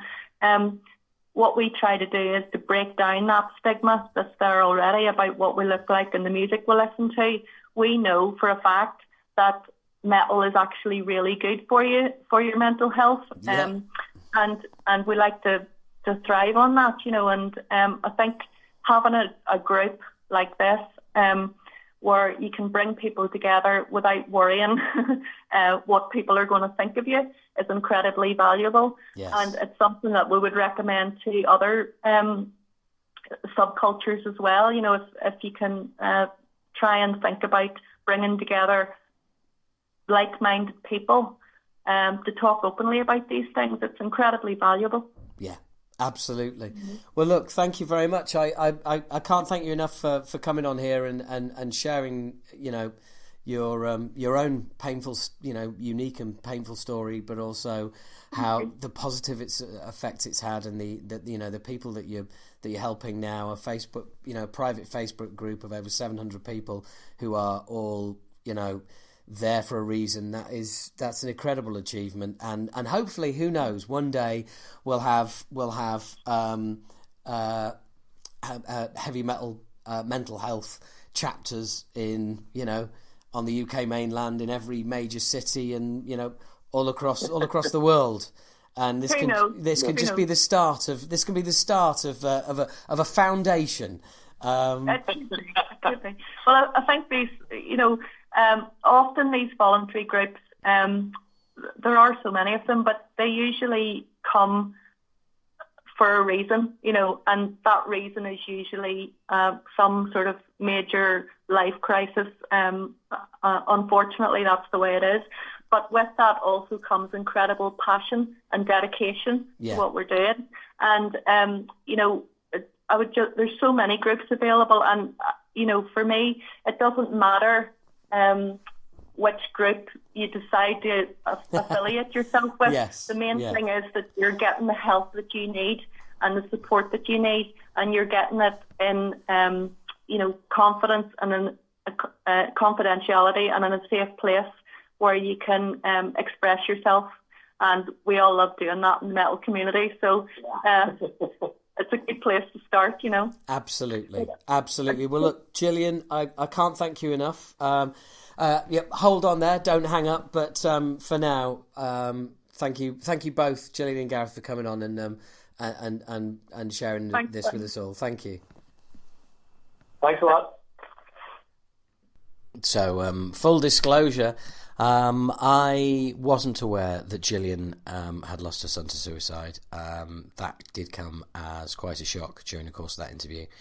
And just, incredible work they're doing. Support them in any way you can. And certainly if you've got any friends over that way, do let them know what a wonderful resource that they have to hand. So, moving on. We're getting through these quite quickly now.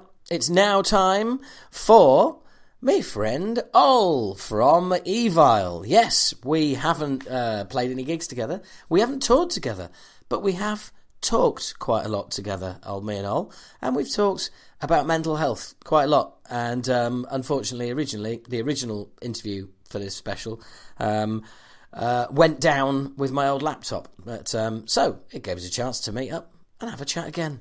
And here it is. So here we are again. The first time we did this interview, we had a great, deep, meaningful chat. We solved many of the world's problems. But shut up! Don't laugh. You'll give it away. I was laughing at something else. Sorry. Oh right, okay, right. Let's start again. So the first time we did this interview, basically, it was great, and we did solve some of the world's problems, most of them. Mm-hmm. Don't like to boast. But unfortunately, that went the way of my last laptop. And as I just told you before I started recording, it was the only file that wasn't backed up on the whole computer. Now, I just want to say after that, right? Nothing personal, okay? I think it was on purpose, and you thought, "Oh dear, delete." Actually, do you know what? That's quite interesting and says something about you as a person. Because what I would think was, oh, he did that on purpose because he wanted to talk to me again. But that's because I'm a narcissist. So it's all right. This is the 15th time we've had this conversation. Yeah, fucking hell. How many laptops are you going to go through? So anyway, mental health. Straight in whilst still laughing. First time round we spoke about mental health, and I remember you making you making a really good point, saying that you think that it's maybe more prevalent in the creative world because artists find it very difficult to switch off mentally. Yeah, I can only speak from my own experience, but I know that over the years when I started writing music and really getting into music, and I get to the point where I can't really listen to music anymore without analysing it. So if I hear a riff, I'll be figuring it out on the guitar in my head. So I'm constantly switched on musically. So if I'm writing a new album like we are at the moment, it's constantly in my head, and I'm thinking, what's that one bit need? Like, what can I put there, or what would sound better? And I can't stop. It's always on. And I think over time I started to develop that in normal life things. Like, I'll worry about something, and I will constantly worry about it. And I will think of different ways to worry about it, and think subconsciously, how can I worry about this more? And like, oh, why am I worrying about this now? And I think I've adapted that from a creative point of view of just not being able to switch my brain off. And I think a lot of musicians have that, and they can't help it in a way because their brain is so active in the creative process of music. I think you're right. I think you're absolutely right. It's that. I guess it's that slightly analytical mind that comes along with creativity, which is where you are kind of analytically, creatively breaking things down all the time, thinking, well, how can I make that better, or what can we do there because that's not working, and it's that kind of it can permeate into the rest of your life. Yeah, definitely. It's a constant thing. I mean, with the album at the moment, when I wake up, one of the first things I think is, oh yeah, that new song. What can I do with that? And if at the moment I'm not on it, my brain isn't on song mode, it feels like it needs to put that energy somewhere else. So I've got a lot better. I'm not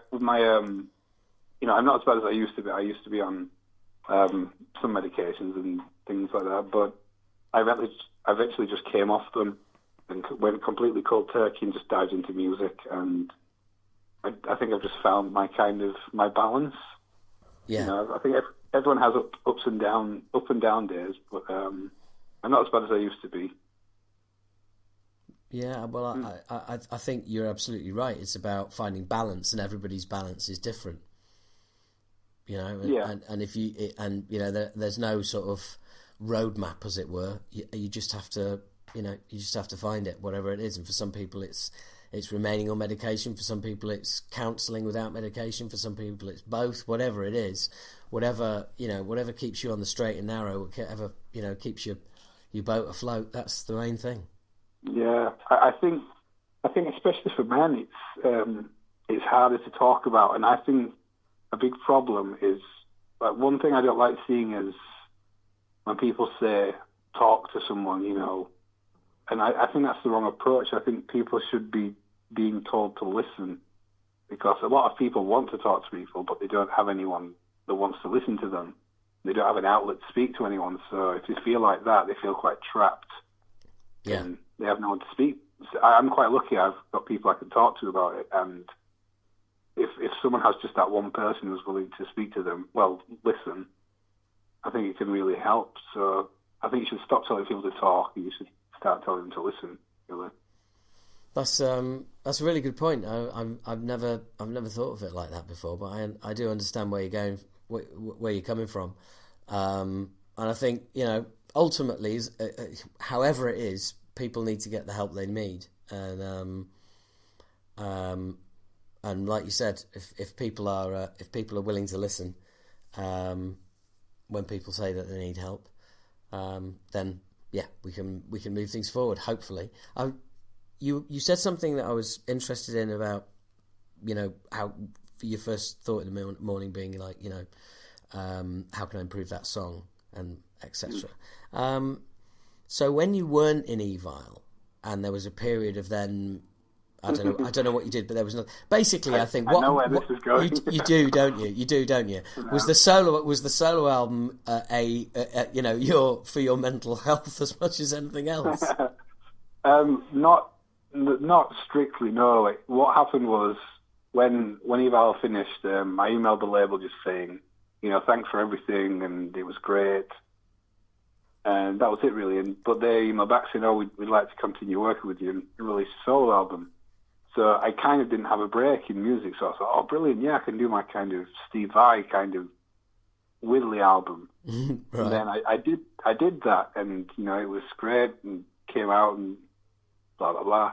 But then after that, I had nothing musically to do. Right. Because, we just did one, I think, because people don't really buy shred stuff. It's not the 80s anymore. Did you do any dates? And I did Bloodstock.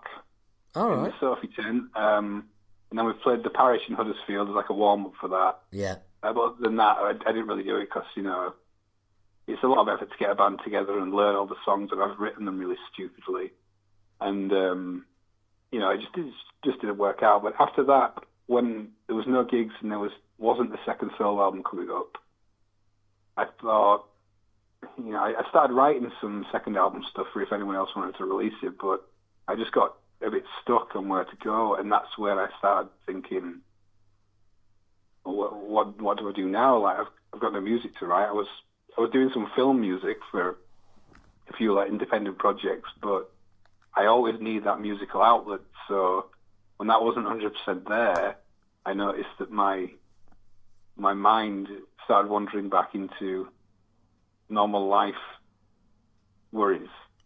And right. I kind of need music as my outlet. I think that everyone needs to find their. It's your drug. It can be anything, it's your drug, isn't it? Yeah. Basically, I don't feel right unless I'm writing some music. Yeah, unless you hang on, you don't feel right unless you're mainlining metal. Yes. Sorry. I didn't have my bullet belt on. Sorry. Yeah, absolutely. I should do all of your PR from now on. Yeah. Insert the word metal. Yeah, excellent. Needlessly in as many sentences as possible. But that's really interesting, because I think you're right. I think it's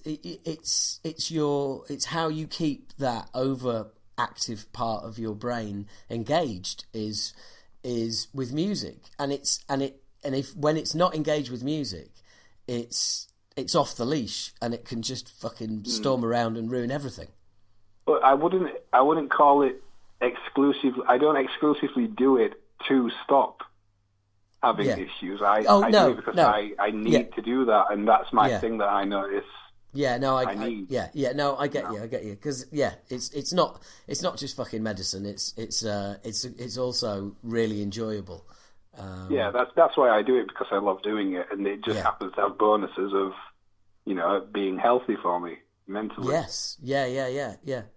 No, I absolutely get that. I really do. And well, funnily enough, one of the bits, two bits that spring to mind now about trying to get people who are with depression, just things they can do themselves, is exercise, which promotes all sorts of endorphins, but also walking in the countryside, which and I can attest to both being incredibly useful.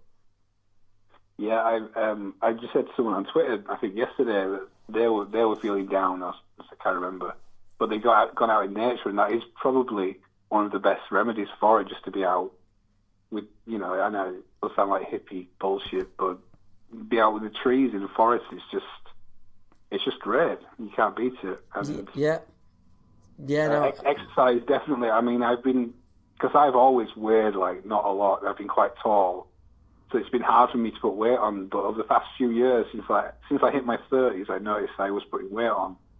So I've been trying to bulk up, and I've actually been doing weights and going to the gym and stuff. And I've noticed every time I exercise and do weights, I feel so much better. And people can benefit so much from just doing some exercise. And it might not happen instantly. It might be a few weeks before you even feel the benefit, because you might just hate it. But it really does help.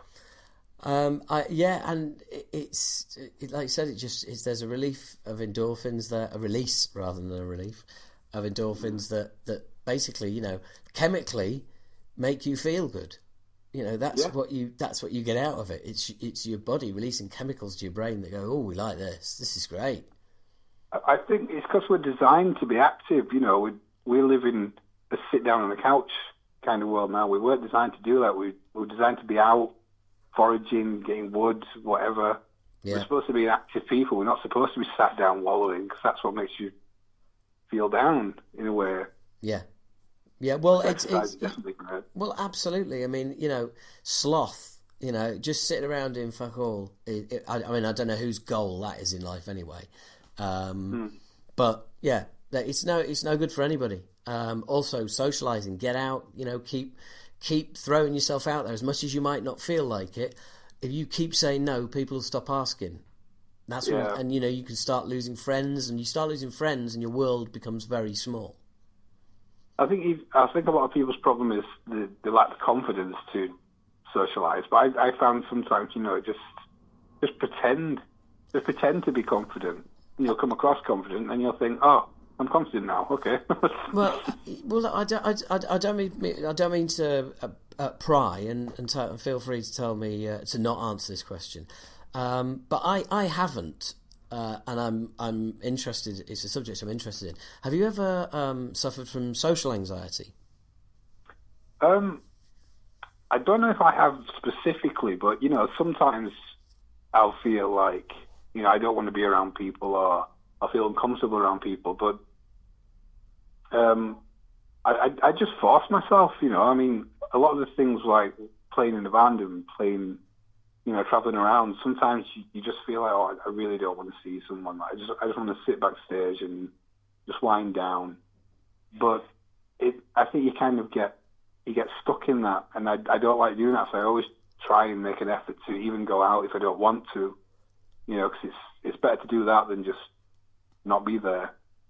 Yeah, but is that? I also think that's interesting, because you're putting other people's needs above your own. Yeah. Well, yeah. If people like when we play, people like when we come out after and say hi and stuff before we leave. Yeah. And I don't want to, even if I'm not in the mood, I just don't want to be the kind of band who they're like, oh, just didn't even come out and say hi. They just got on the bus and just left. Dude, I always want to make that effort, even if I feel like I want to die. I know exactly what you mean. You never want to be that band that didn't come out, that drove off, that walked past and didn't say anything, or weren't very friendly because somebody was in a bad mood. That's not even from an angle like, I don't want people to think bad of us. It's because I want people to, have a good time and I came out and said, hi, brilliant. Yes. That's not for our image. I just mean it's great for them because they have a great time. No, I totally agree. But also, I think when you're a fan of music, which we all are, people in bands are all fans. It's just that some fans aren't in bands; they're just fans. So we know what it's like when you go to a gig, and it's just a gig.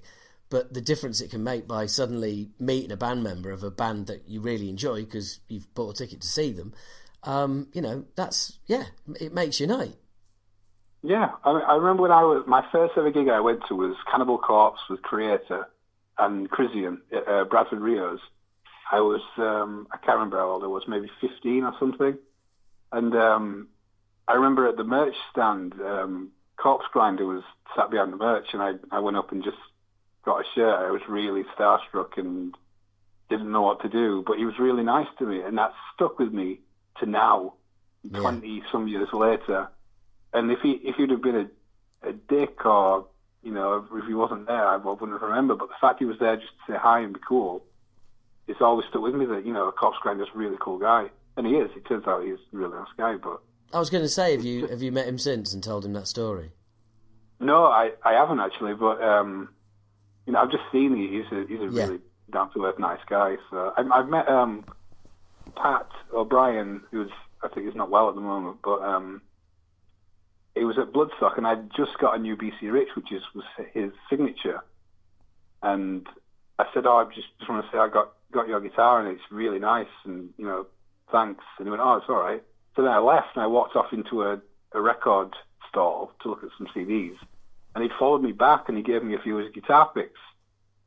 And this was only like a few years ago, and I thought, wow, that's so cool that he thought, actually, I've got these in my pocket. And using them, it's great. Oh, that is really nice. That is really nice. Well, it is. It's the those kind of moments that that mean a lot as well. If you're going through harder times, I mean, I'm sure you've had experience where, people have said to you that what music's done for them, or, songs of yours that have got them through hard times. And I think that's another aspect of musicians, songwriters. You are sharing a part of you as well that can make you a little bit more prone to things like depression. Yeah, definitely. I've had a few people say that to me, and it's not been recent, but at the time when they've said it, I've not known how to process it other than, wow, it's amazing, like, thank you. But at the time it was a bit, I don't know how to handle it, but now I'm so appreciative of it. And for me, when I was in my, I think it was like early 20s, a band really got me through, some rough times. And it's completely not the band you would expect at all. But I don't even know if I should say it. But please don't say Kiss. No. It was actually Rhapsody, a power metal band. It's from Italy. I can picture the logo. I can't hear any music, but I know the logo. I completely I heard them on Total Rock one time, and I was like, what the hell is this? It's like operatic, like shreddy kind of metal, and I was like, what the hell is this? I found out, and I just got obsessed then. Like, I just fell in love with it. I even went down to London for a signing there was Rhapsody and Christopher Lee, as in Dracula Christopher Lee, doing a signing of one of their albums, and they got me through so much, and I love Rhapsody to this day, and I just wish, but there's like two Rhapsodies now, I would just wish they'd get back together and be cool, but Wow! That you've introduced me to Rhapsody. I feel like I'm going to have to listen to some now. Honestly, if you like classical and metal and ridiculous vocals, Yeah. You will love it. If you just listen to them from the first album, Legendary Tales, it's just... To be honest, from your description just there, I think I might not give it a listen. I fully understand, but, I love them. Hey, like, as I said earlier, you like what you like. So you're fit and you're fit and fine these days. Yeah, I'm doing a lot better now. I mean, like, I've got she's almost 2-year-old daughter now with my Mrs. Natalie. It's like life's just completely different now. It's got a lot less time to dwell on things. So, yeah, doing good now. Yeah, I know. I'm sorry. I know what you mean. A lot of my friends with kids say exactly the same, and then all the stand-up comedians do material on what it's like to have kids and all the rest of it. Becoming a father, has that made you sort of spend less time in your own head as well? Yeah, it has. I wouldn't attribute it to making me better in my mental health, but no, she's amazing. I mean, it's just I'm a completely different person now because of it. Yeah. I don't want to be that guy who says like, "Oh, until you have kids, blah blah blah." But it is. It's just it completely changes you. I mean, I remember one film we watched. I think it's a film called "We Have to Talk About Kevin." Oh God. Have you seen it? Oh yes, yeah, and so, it's Andrea Riseborough movie. She's the Scottish director. Yeah. Oh, that reminds me. I've just remembered. I know there was 2 files that got deleted. There was your one for the movie podcast as well. Oh no, we haven't done that yet, have we? No, we haven't. No. Right. Okay. Sorry. So there you go. I just made up a file that was deleted, and now it's not. It didn't even exist. But I know the movie. I saw that film years before having kids. And my initial thought of the whole film was like, about the moment, was like, oh my God, that poor woman. But then I watched it after having kids, and my focus was, oh my God, that poor kid. You completely change your focus and outlook about things. I mean, yes, she was maybe not very nice, but kids need that nurturing, and they're brand new to the world. It's just you completely change your outlook about everything. So I'm just a different person now. Yeah. Well, and that's completely understandable because I guess it's not just like your priorities change, but even stuff that you like in life changes, and some you just don't have time for at all. Yeah, and music is one of them, but that's the only thing that I'm making the most time for because I want to and need to. Because, even now people are like, when's the next album out? And we're just working our asses off to get it done. But whenever I have free time, it's music, it's nothing else. Yeah, well, I mean, ultimately, priorities. Music just takes a backseat to everything. But, I know, the usual comments, how long does it take to write an album? It's like, well, I don't know, you tell me, how many have you written? Yeah, exactly. It's just... On the last album, we had a song called Tomb, and that took me 6 months to write. So it takes as long as it does until you're happy with, until you're happy with it, and then until the whole band's happy with it. Yeah, and then it's not an easy process. Well, and after you've rewritten it and then rearranged it and then all of the little bits and pieces, and then people bring their bits and that changes certain parts, and and then you finally get it finished and you release it and it's not yours anymore. Yeah. Yeah. Well, I thought you meant label wise. You mean fan wise. It doesn't belong to us anymore. Yeah. For some people, both. I will be some of those people soon. But it's kind of weird, isn't it, as well, that you just kind of you let it all out there, and it's quite a hard thing putting it out there. I mean, even mentally, back onto mental health. Are people going to like it? I mean, it's not the main focus because I look at it like if you enjoy it, it's going to be okay because you enjoy it. You're not writing it to be different or anything. You're writing it to the point where you enjoy it, so other people will enjoy it. That's the main goal. And you just think, maybe I don't know what it is anymore. Maybe it's wrong. I don't know. No, I think I think you're right, and I know one of I know one of the band is very sort of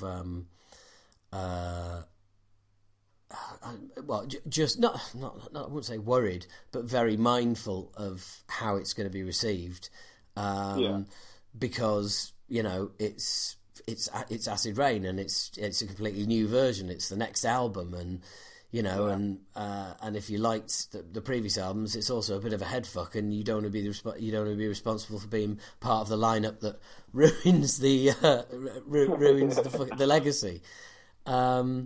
It's difficult though. You've also got the catch-22 of you either stay sounding like you're supposed to sound or try something new, but then people don't like you trying something new. So finding that middle ground as well without pandering to people who want certain things, it's really difficult.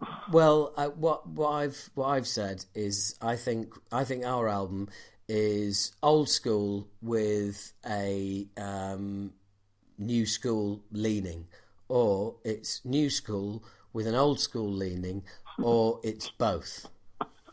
Yeah. So I'm covering all bases. Yeah, it's the best album yet. That's the best line. It's the only one we're fucking touring now. Yeah.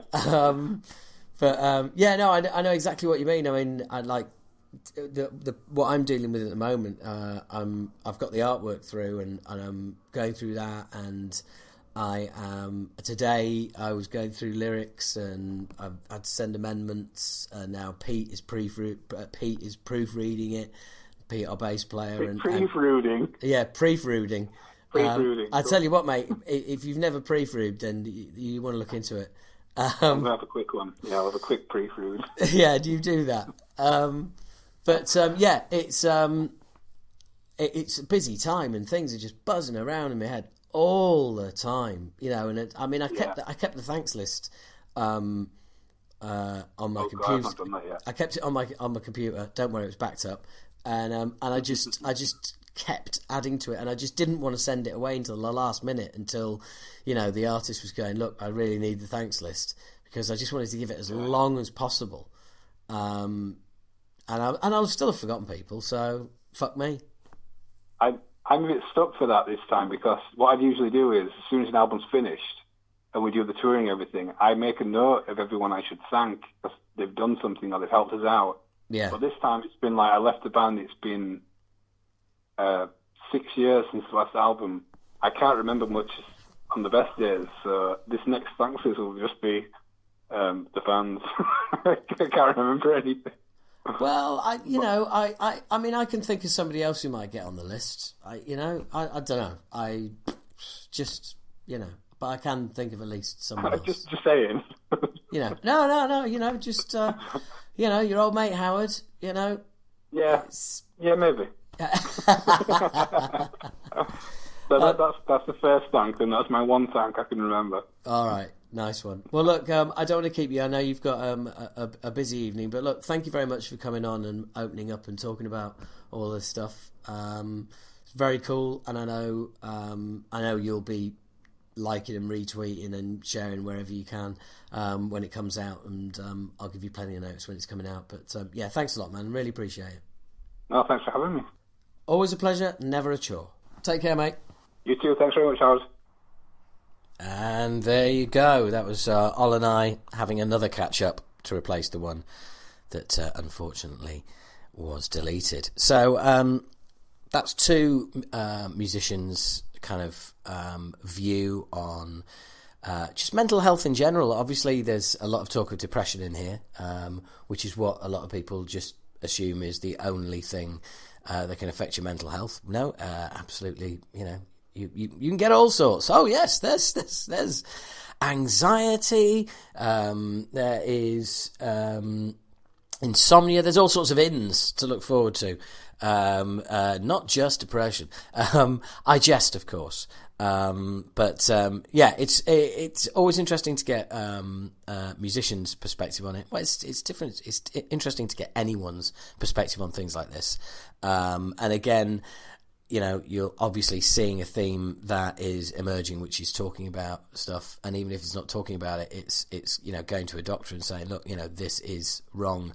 Can I get some help, please? Whether that is counselling, whether that is medication, whether that is medication and counselling, but something's got to give, something has to help. And also during the course of listening to this, if at any point you feel that that a friend of yours is in need or anything like that, the very, very, very bare minimum, just ping them a link to this podcast and see if this can at least help them identify some things that might need further work. I guess that's the best way I can put it. So anyway, also obviously don't just bung them this podcast as the ultimate in what you can do for them at all. Obviously get them to a doctor, whatever you can. I'm just saying that if it can help, etc. Anyway, I am waffling. And now, final interview that was done just yesterday. This is the most recent one. This is a chat with Paul McMonnies, who is the voice of Bloodstock, the voice of Bloodstock Radio, and the Bloodstock Radio podcast. Also, the face of Bloodstock TV over the weekend. The man who gets to interview everybody, and a big Acid Rain supporter as well, and a top man and a forgetter of lyrics extraordinaire. Ladies and gentlemen, it's now time for a chat between myself and Paul McMonnies of Bloodstock.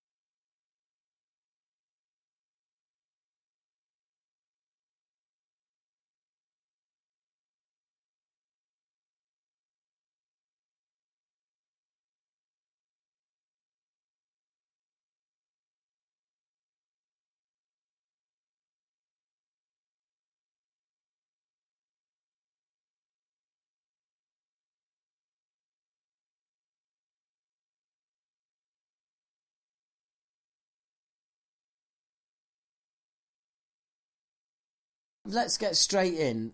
McMonnies or McMonnies? McMonnies. Right. Definitely McMonnies. Right. Okay. So that's the important questions out of the way. And we were going to do this yesterday, and you missed me and I missed you, whatever. But you were doing a shift with the Samaritans until 3 yesterday, and we were going to talk at 5. So that seems like a kind of really obvious way of kind of starting and saying, so how did you get involved with that? Yeah, it was, I don't know really, it was a combination of things really. My mum died, not through suicide or anything like that, but my mum died last July. Yeah. And I don't know, started reevaluating things a little bit really. And the Samaritans was always something that I'd sort of thought of because I had, through the work with music and stuff like that, I'd ended up talking to quite a lot of musicians who were struggling with mental health. There were a few of them that were posting about it on social media, where you'd sort of see a little, is anyone around, I could do with a chat, just things like that. But some others were a little bit more subtle, and you'd just sort of try, and I found that sometimes just a Facebook message here and there, just to say, how you doing, mate, how's things going, was often quite helpful. And sometimes you'd find people were really struggling, and it really helped. And there was a few people that I didn't even really know, but knew them through social media. The way it generally tends to happen when I've interviewed bands, if I've interviewed one member of the band, all 4 or 5 members of the band add me on social media. So I don't necessarily actually know the people that I've sort of reached out to a bit. And so I found that there's a lot of people struggling, as I say, especially in music, which was mainly the sort of people that I was seeing, but in general.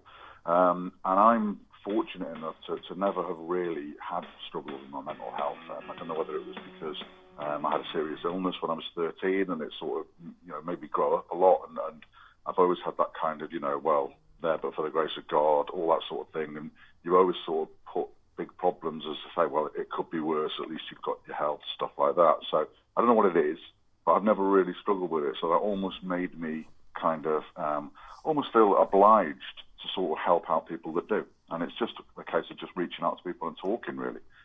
So I've always had a bit of a problem with the platitude that you see people, you know where I am if you need me, because as I'm sure you know, that people that are in that situation don't want to reach out to people. They just want to stay in themselves. So we've got to reach out to them, and you've got to check in with them, and that's what I found was being more beneficial. But of course, my list of people was getting longer and longer as to who I was just checking in on. If I had just a spare hour on that I knew I was just going to be, rather than just scrolling through cat pictures on Facebook, I thought it'd be worthwhile to just ping a few messages out, how things going. With Samaritans, obviously, they've made that step. They've reached out. So the people that are calling in, they've made that step to reach out to someone because they need to talk about things. So it seemed a good fit with things, with what I was already sort of doing, and that was just how it came about, really.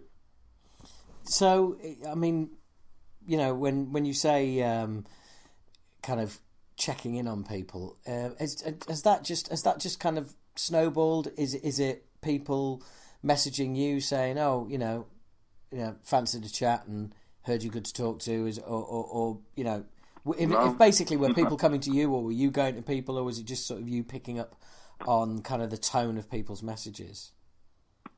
Yeah, it was the latter, definitely. Not many people have reached out to me, which is again what I'm saying, that the whole sort of where I am, that very rarely actually happens. No matter how many posts you put up, so all these posts sharing it, just let people know that you're there with some sort of hashtag, I'm here for you, things like that.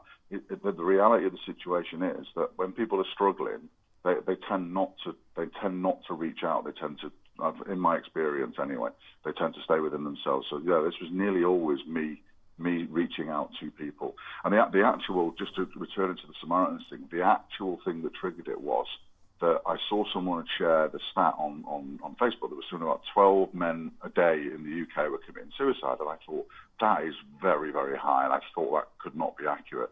So I went away and researched it, as you should obviously with stuff you see on social media, and looked at the ONS, the Office of National Statistics, and it was indeed 12 men a day on average in the UK. And I thought that was absolutely staggering. So I put up a post myself saying, this is not just something I have cut and pasted. I have seen this post elsewhere and I've researched it. And there are 12 men a day committing suicide. And I thought, I just wanted to share that out there. And then I thought, I'll put a Samaritans bit at the end. So I went and found, a Samaritans image which had the number of ways that you can contact them on there. And then I thought to myself, that's not really enough. So while I was on their website getting that graphic, I thought I'd have a bit of a look round about volunteering and just seeing what it entailed and about what was going on with it. And there was an information session as the first step, which was going on locally to me when I was living down in Bedford. So I went along to that, and again, it sounded like something that I could do. I talked about the timescales involved and what it would entail. It's a very good training program. It's like a 10-week, 12-week training program. And then you start going on a mentored sort of thing where you've got a person, you're listening in on their calls, and then you start taking some calls on your own. But it's all done at your own pace when you feel ready to and things like that. And there's a really good support network within the Samaritans for each other. So it's not just all about the caller and supporting them. It's all about supporting the people that are taking the calls, and because obviously we're all human beings, and the sort of situations that people are in can affect us as Samaritans as well. So there's two sides to it really, and that works really well, I find. That's awesome, man. That's awesome. Do you have any dealings with Metal for Life NI? I do. Again, it's a slightly more complicated story with that. When Simon Hall went over to the Metal to the Masses Belfast final this year, they were there, and he was the team with a T-shirt on. So I looked at what they were and realised that I was actually more involved in it than what I'd realised. So the situation with them was that back in 2017, the Metal to the Masses winners, a band called Shrouded in Northern Ireland, I'd interviewed them, and I'd interviewed a lad called Danny Cansanaho, who was their lead singer. So they, as we do on Bloodstock Radio, we interview all the Metal to the Masses winners. So I'd interviewed Danny. He'd done the usual, yes, it's amazing, can't wait to play at Bloodstock, we're really, really looking forward to it and everything. So that was in May 2017. In August 2017, they came over from Belfast and played at Bloodstock. And in October 2017, Danny sadly took his own life. So you can see just within that short time scale of how that obviously linked in with me and with Bloodstock, but also this sort of thing where people have this idea, well, why would he do that? He's in a band that's just played at Bloodstock, and why would he feel that he had to take his own life? So that sort of rang with me a bit. And this it's not officially a charity. It's a support group, but it was set up by his mum. His mum Gillian set that up. Yeah, and it's support groups. So it's a support group in Northern Ireland aimed at metalheads. Yeah, no. The reason I ask is because Gillian is on this special, and it wasn't until I did an interview with her a little while ago. Funnily enough, just when Unsainted had come out, the Slipknot single, and we had a bit of a chat, and I've since spoken to her about some artwork that we were thinking of using as well, and all sorts of bits and pieces, and I noticed that I noticed that you were posting, and there seemed to be a connection there. I was just interested to find out what it was, because it just seemed really weird. I'd never heard of them, and then I did the interview, and then I saw kind of like you connected with them, and it was like, oh right, what's going on here? And I know they kind of hooked up with Bloodstock as well, which again seems to have taken mental health on as a bit of a sort of as a cause, as it were. Yeah, absolutely. I mean, they came over and they had a little stall in the New Blood tent, which is obviously where Danny would have performed in 2017. So A couple of the guys came over. There's a lad called Gareth that's involved with it, and he is actually in a band that came over and played on the Jaeger stage, I think it was this year. So they're called Sky Pilot, and so he and Gillian and a lad called Chris were the people that we spoke to on the podcast, on the Bloodstock Radio podcast. And they're mainly the sort of three people that do it. So yeah, so Bloodstock, mainly through Simon, because obviously going over to the Metal to the Masses and that lot, invited them to come over and have a little stall there, and they were selling T-shirts and bits and bobs. And also with Bloodstock, we also had Young Minds there this year as well, which is a little known charity really, but they've been going for quite a while because we interviewed them on the podcast as well. But they're our new official charity partner for the festival. So mental health is really, really taking on a really big part of Bloodstock, yeah.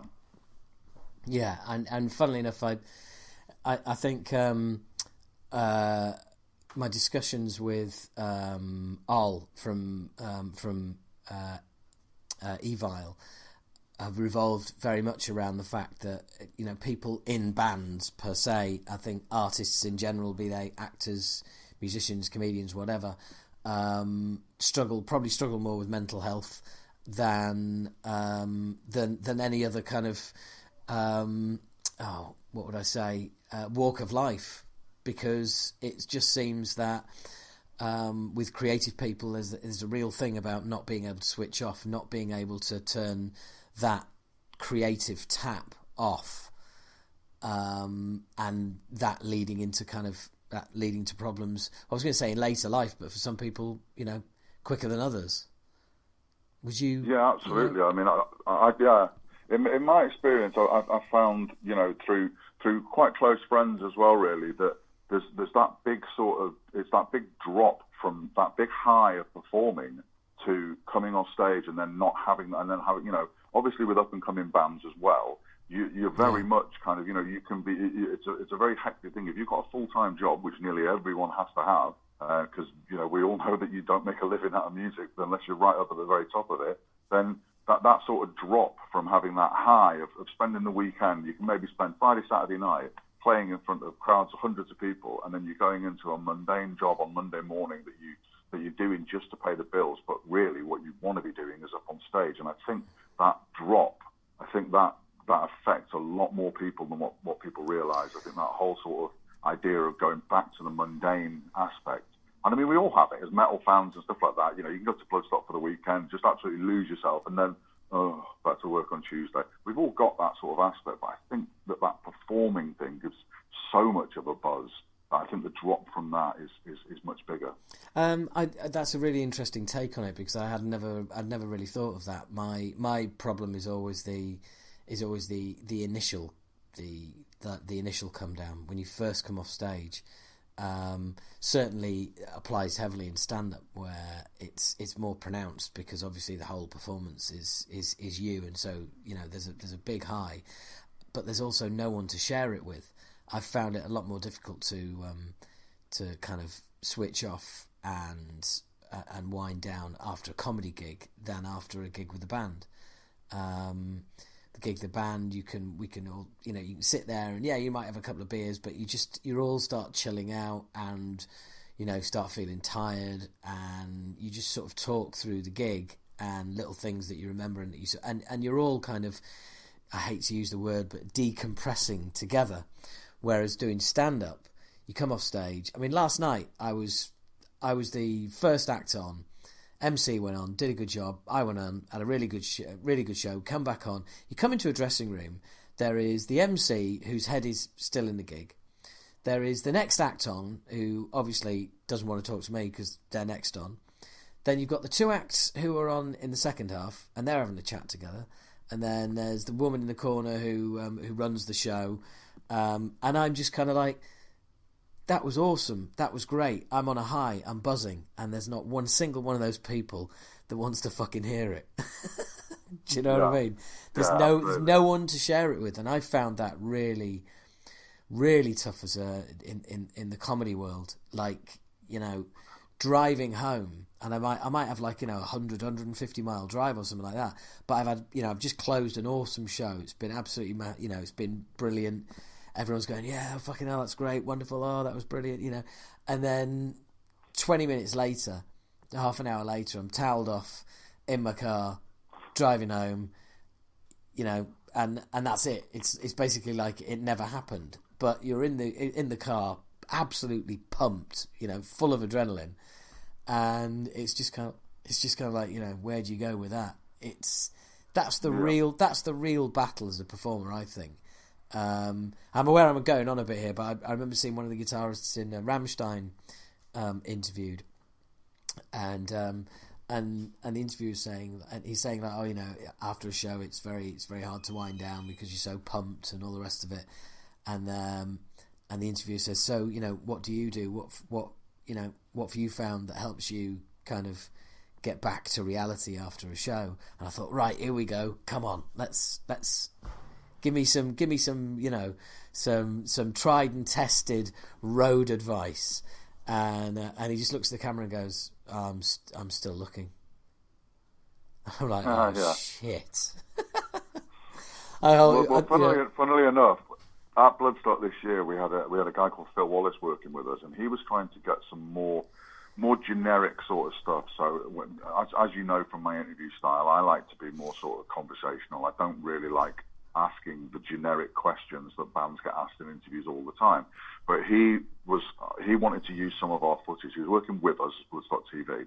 And next year we've got the 20 years of Bloodstock. So he's been commissioned to put together a This Is Bloodstock thing. So he coached me a little bit on interviews and getting more out of the interviewees that he could use. So, for example, he was telling me he said, before you talk to a band, can you ask them to repeat the question within the answer? So if I was to say, so how was that playing Bloodstock?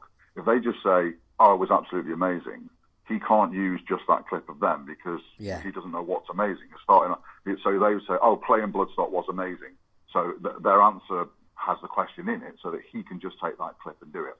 Yeah. So he asked us to do that for a start, but he also said, can you ask some generic questions? And one of them was, how do you cope with touring? How do you cope with the things of touring? Because he wanted them to put that into a clip to say, how do Bloodstock bands cope with touring? And you clip to someone from Parkway Drive, someone from Sabaton, someone from, you know, whichever the bands. And they would just put 5 different answers together in a row, things like that. But again, the answers that we got were very much, you know, each one's got their own sort of thing, each one's got their own. And it's a similar sort of thing, I suppose, when you're touring and you're bored and your mind is just, you know, you're just travelling, and it must be so tiring, and then you've got the performance, and you've got the come down from that constantly, night after night after night after night. But no one really came up with any kind of great, you know, answers as to what they do to cope with touring. Yeah, and I think that's because, well, it's very much all about the individual. You know, what works for one does not work for the other. And it is. Yeah, it's a real fucking weird one. It really is. And I mean, you know, the obvious things are things that you do when you're at home, which is and it sounds really. I used to think this was bullshit, but it's totally not. Which is eat as healthily as you can. You know, and the healthier you eat, the better your mental state. Which I never really I could never really wrap my head around, but it is a thing. It sounds like a piece of piss, but when you're on the road, it's really fucking not. It's very difficult. Yeah. You know, and that is the basic, you know, put the best shit in you that you can to make yourself feel the best you can. It kind of makes sense. It's, you know, it's really the basic, the number one thing you can do. And the number one thing to do, eating better, is really difficult when you're on the road, because you are just constantly in service stations and you know, promoters chucking processed crap at you and all the rest of it.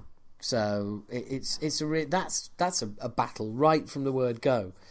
The other one is like, stay hydrated. You know, that makes a huge difference.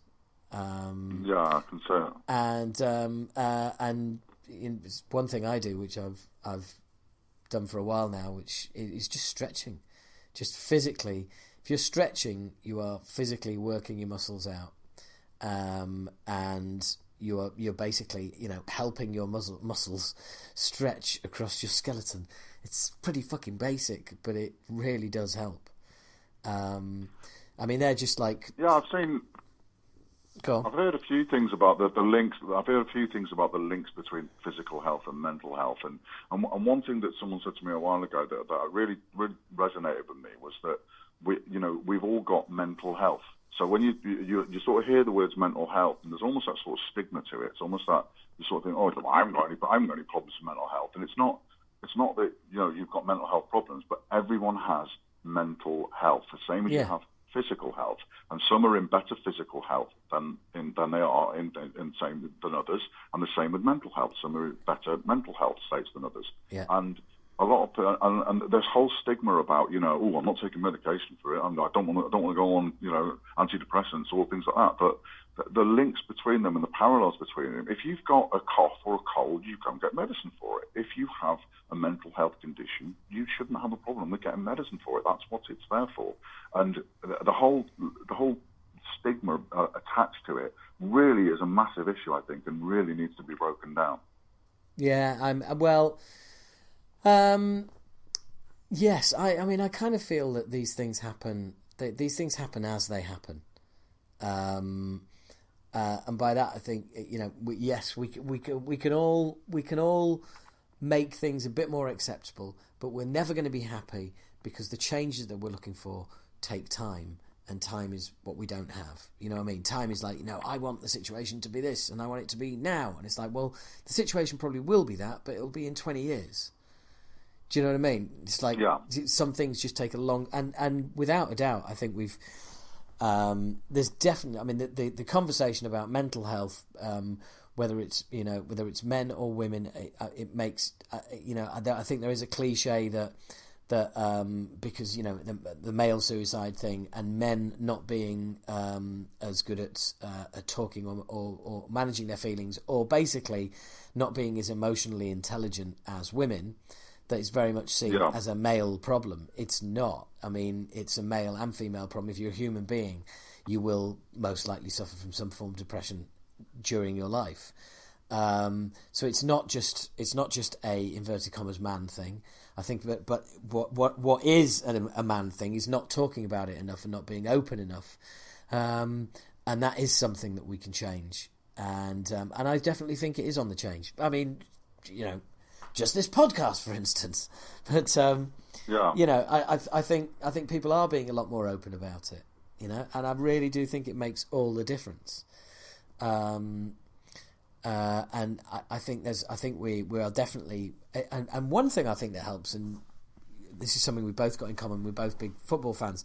The way people talk about the mental side of sport is for real kind of like old school blokes. It's a way of getting through to them that, look, even your so-called rock solid, rock hard sporting heroes say that, even what they do is more about in the head than it is in the body. Yeah, absolutely. And I think that's really, really important. Just getting across the fact that, you can be physically strong and you can be mentally strong and you can be physically weak and you can be mentally weak. But same as you would get treatment for physical injuries, get treatment for the medical injuries, and it's always talking. It is always talking, and I think there is. I think some people can be frightened of that because there has. I genuinely believe there has to be some form of talking therapy. It can't just be medication, and for some people it needs to be medication and counselling, and for some people it's just counselling. But whatever it is. You can't expect somebody to fix you for you. You are going to have to engage with it, and you are going to have to fix yourself to a big degree. And I think that's quite scary for people as well.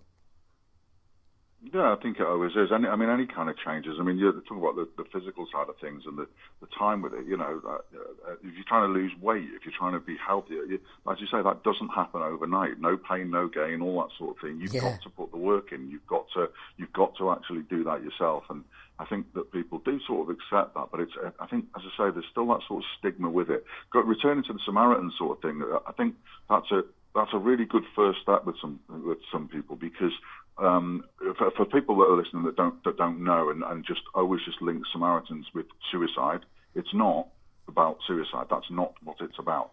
The Samaritans is a listening service, and you can just have had a bad day. You don't have to be suicidal to ring the Samaritans. The mission statement is to reduce suicide rates, but it's not all about suicide. So the analogy that I always have in my head is that you don't need to be on the cliff edge to actually ring Samaritans. You have not just arrived at that cliff edge. You have walked all the way down that hill to get to that head. And even if you're at the top of the hill and you're starting to feel your mental health declining, or you're worried about anything, you're stressed about anything, and a lot of people find that talking to the Samaritans, because we are completely impartial, we are completely confidential, and it is just some people are talking to us about things they've never spoken to anyone else about in their life, for whatever reason, that they're ashamed of themselves, or they're embarrassed about it, or that the other people are too involved in it. And just sometimes that freedom to be able to talk to someone openly about something and actually to explore it, even if it's suicide.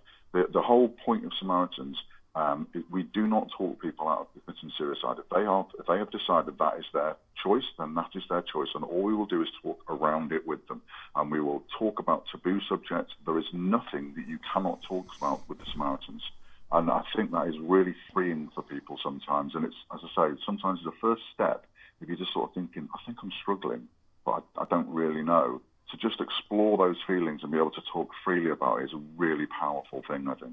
Well, I think what's really interesting, what you were saying there, for a start, I think that will have cleared up a lot of people's misconceptions, including my own.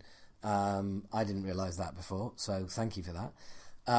But also, of course, prevention is better than cure, and what you want to do, if you can prevent somebody from becoming suicidal, like you say, just somebody knowing that they can always ring the Samaritans because they've had a shitty day and just talk it over with somebody. Well, doing that once or doing that intermittently over a period of 6 months may stop somebody. They may never ring the Samaritans again, but it may stop them going down that route of everything getting worse and snowballing and ending up in a depressed / suicidal state. And it makes complete sense. It really does.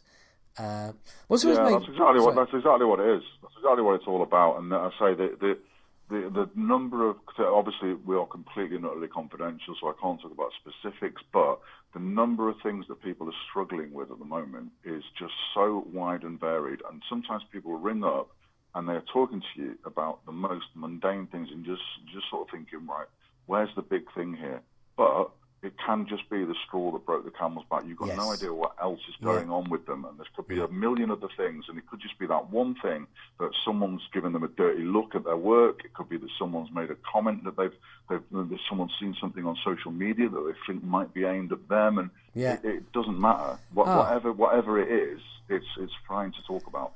Well, I remember when I was in the depths of a real bad depression, and I was sat on the train. It's when I used to commute, when I used to have a job, when I used to have a regular job, and I was going in on the train in the morning, and I was sat next to some bloke, and people from some other seats across from us got up and got off the train, and he got up from being sat next to me and went and sat in one of those seats, and I remember a feeling of almost physical pain, and like this guy, and of course to me this guy was getting up and walking away from me because he couldn't stand to be sat next to me for whatever reason that I'd invented.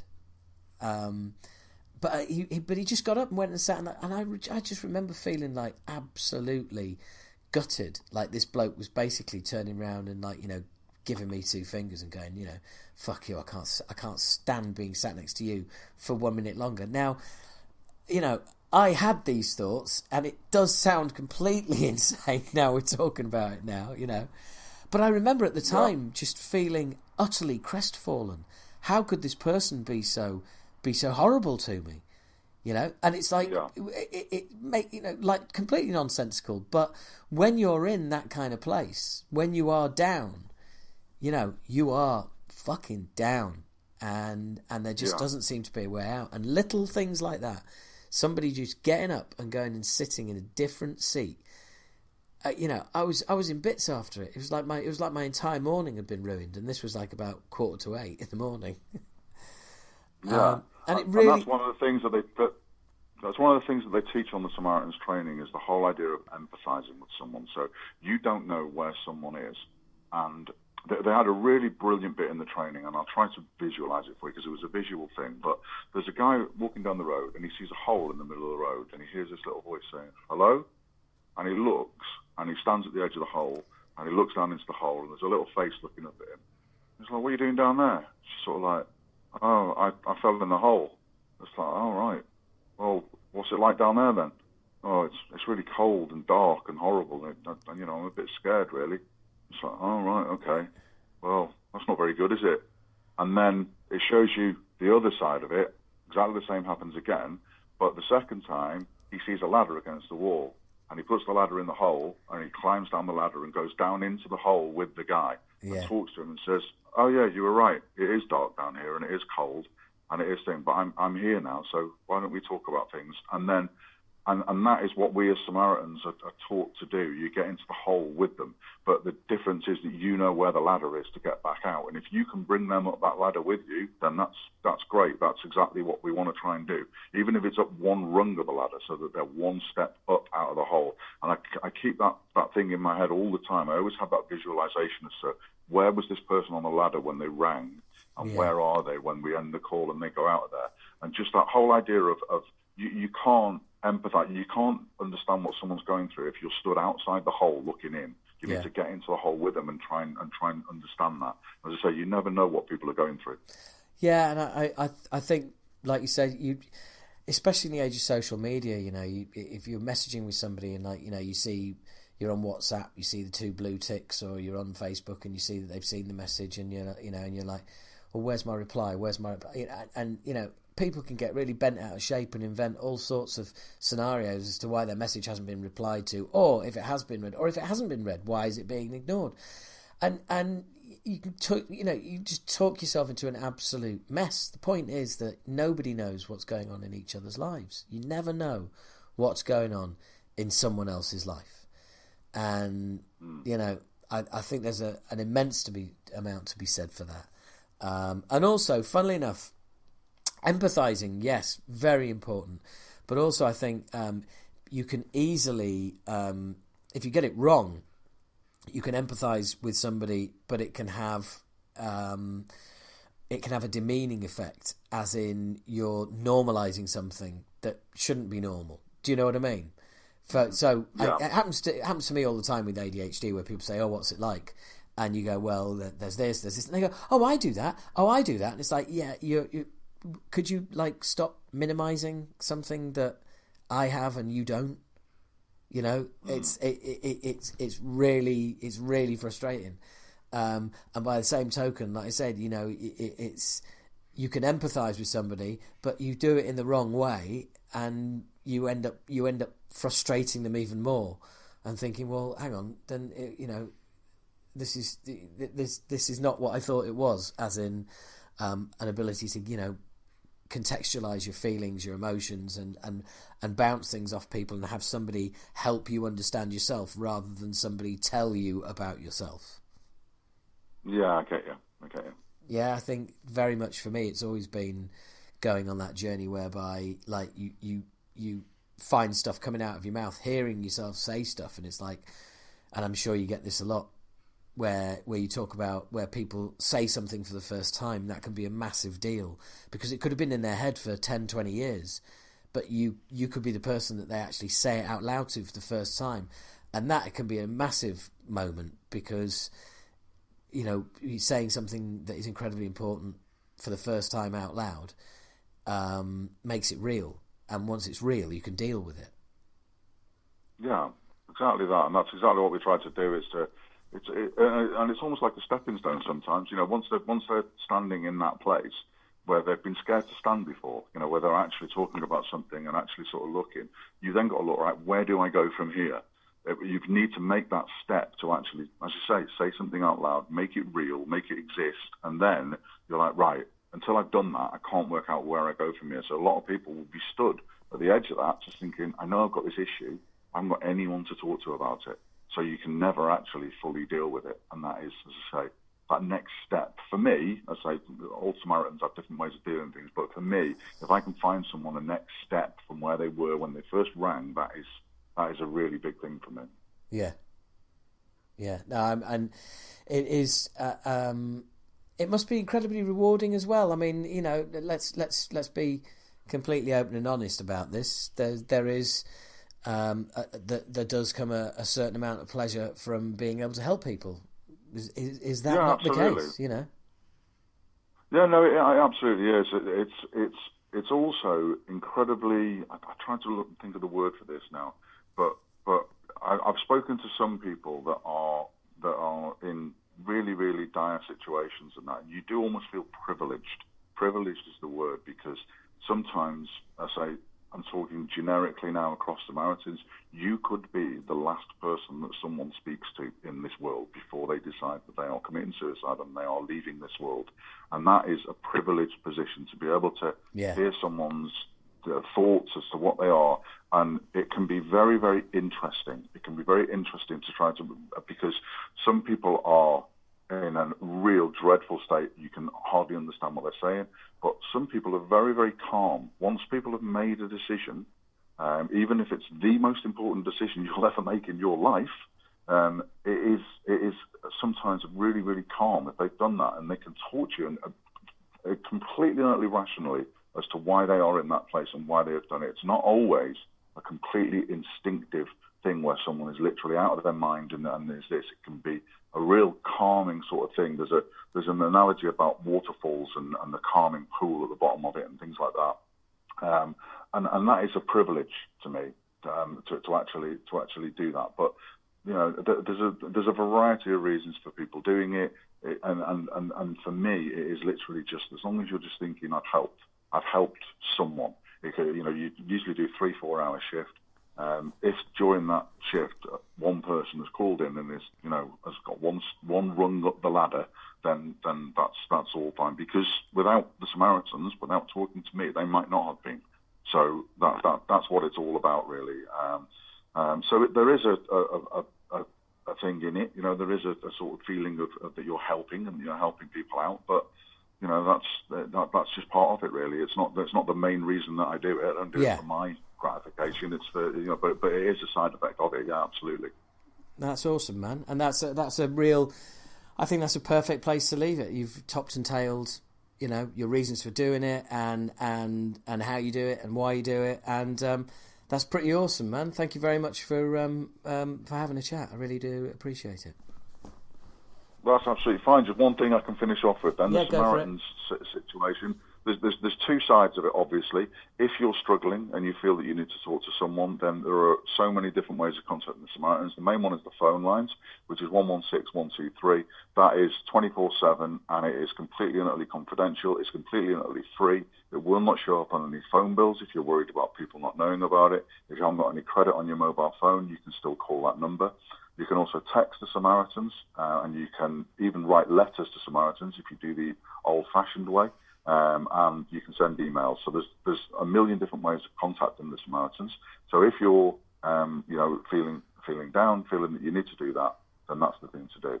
On the other side of things, if you're like me and you're thinking you'd like to help, then again, go to the Samaritans website. The training is absolutely excellent. And in the training, the primary concern is you. It's not necessarily all about the caller.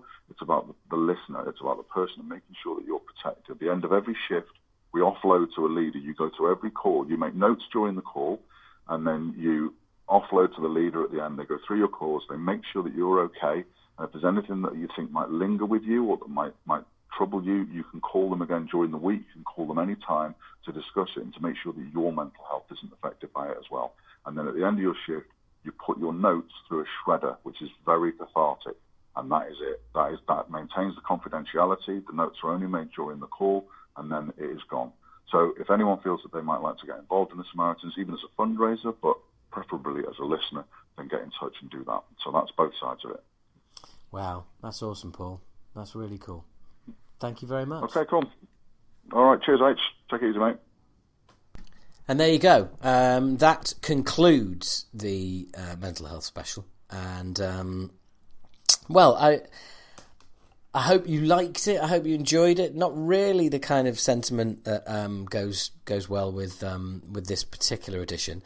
I hope you found it informative, and it's helped you in some way. You've had an enjoyable listen, whatever it is. Thank you very much for being there for coming up.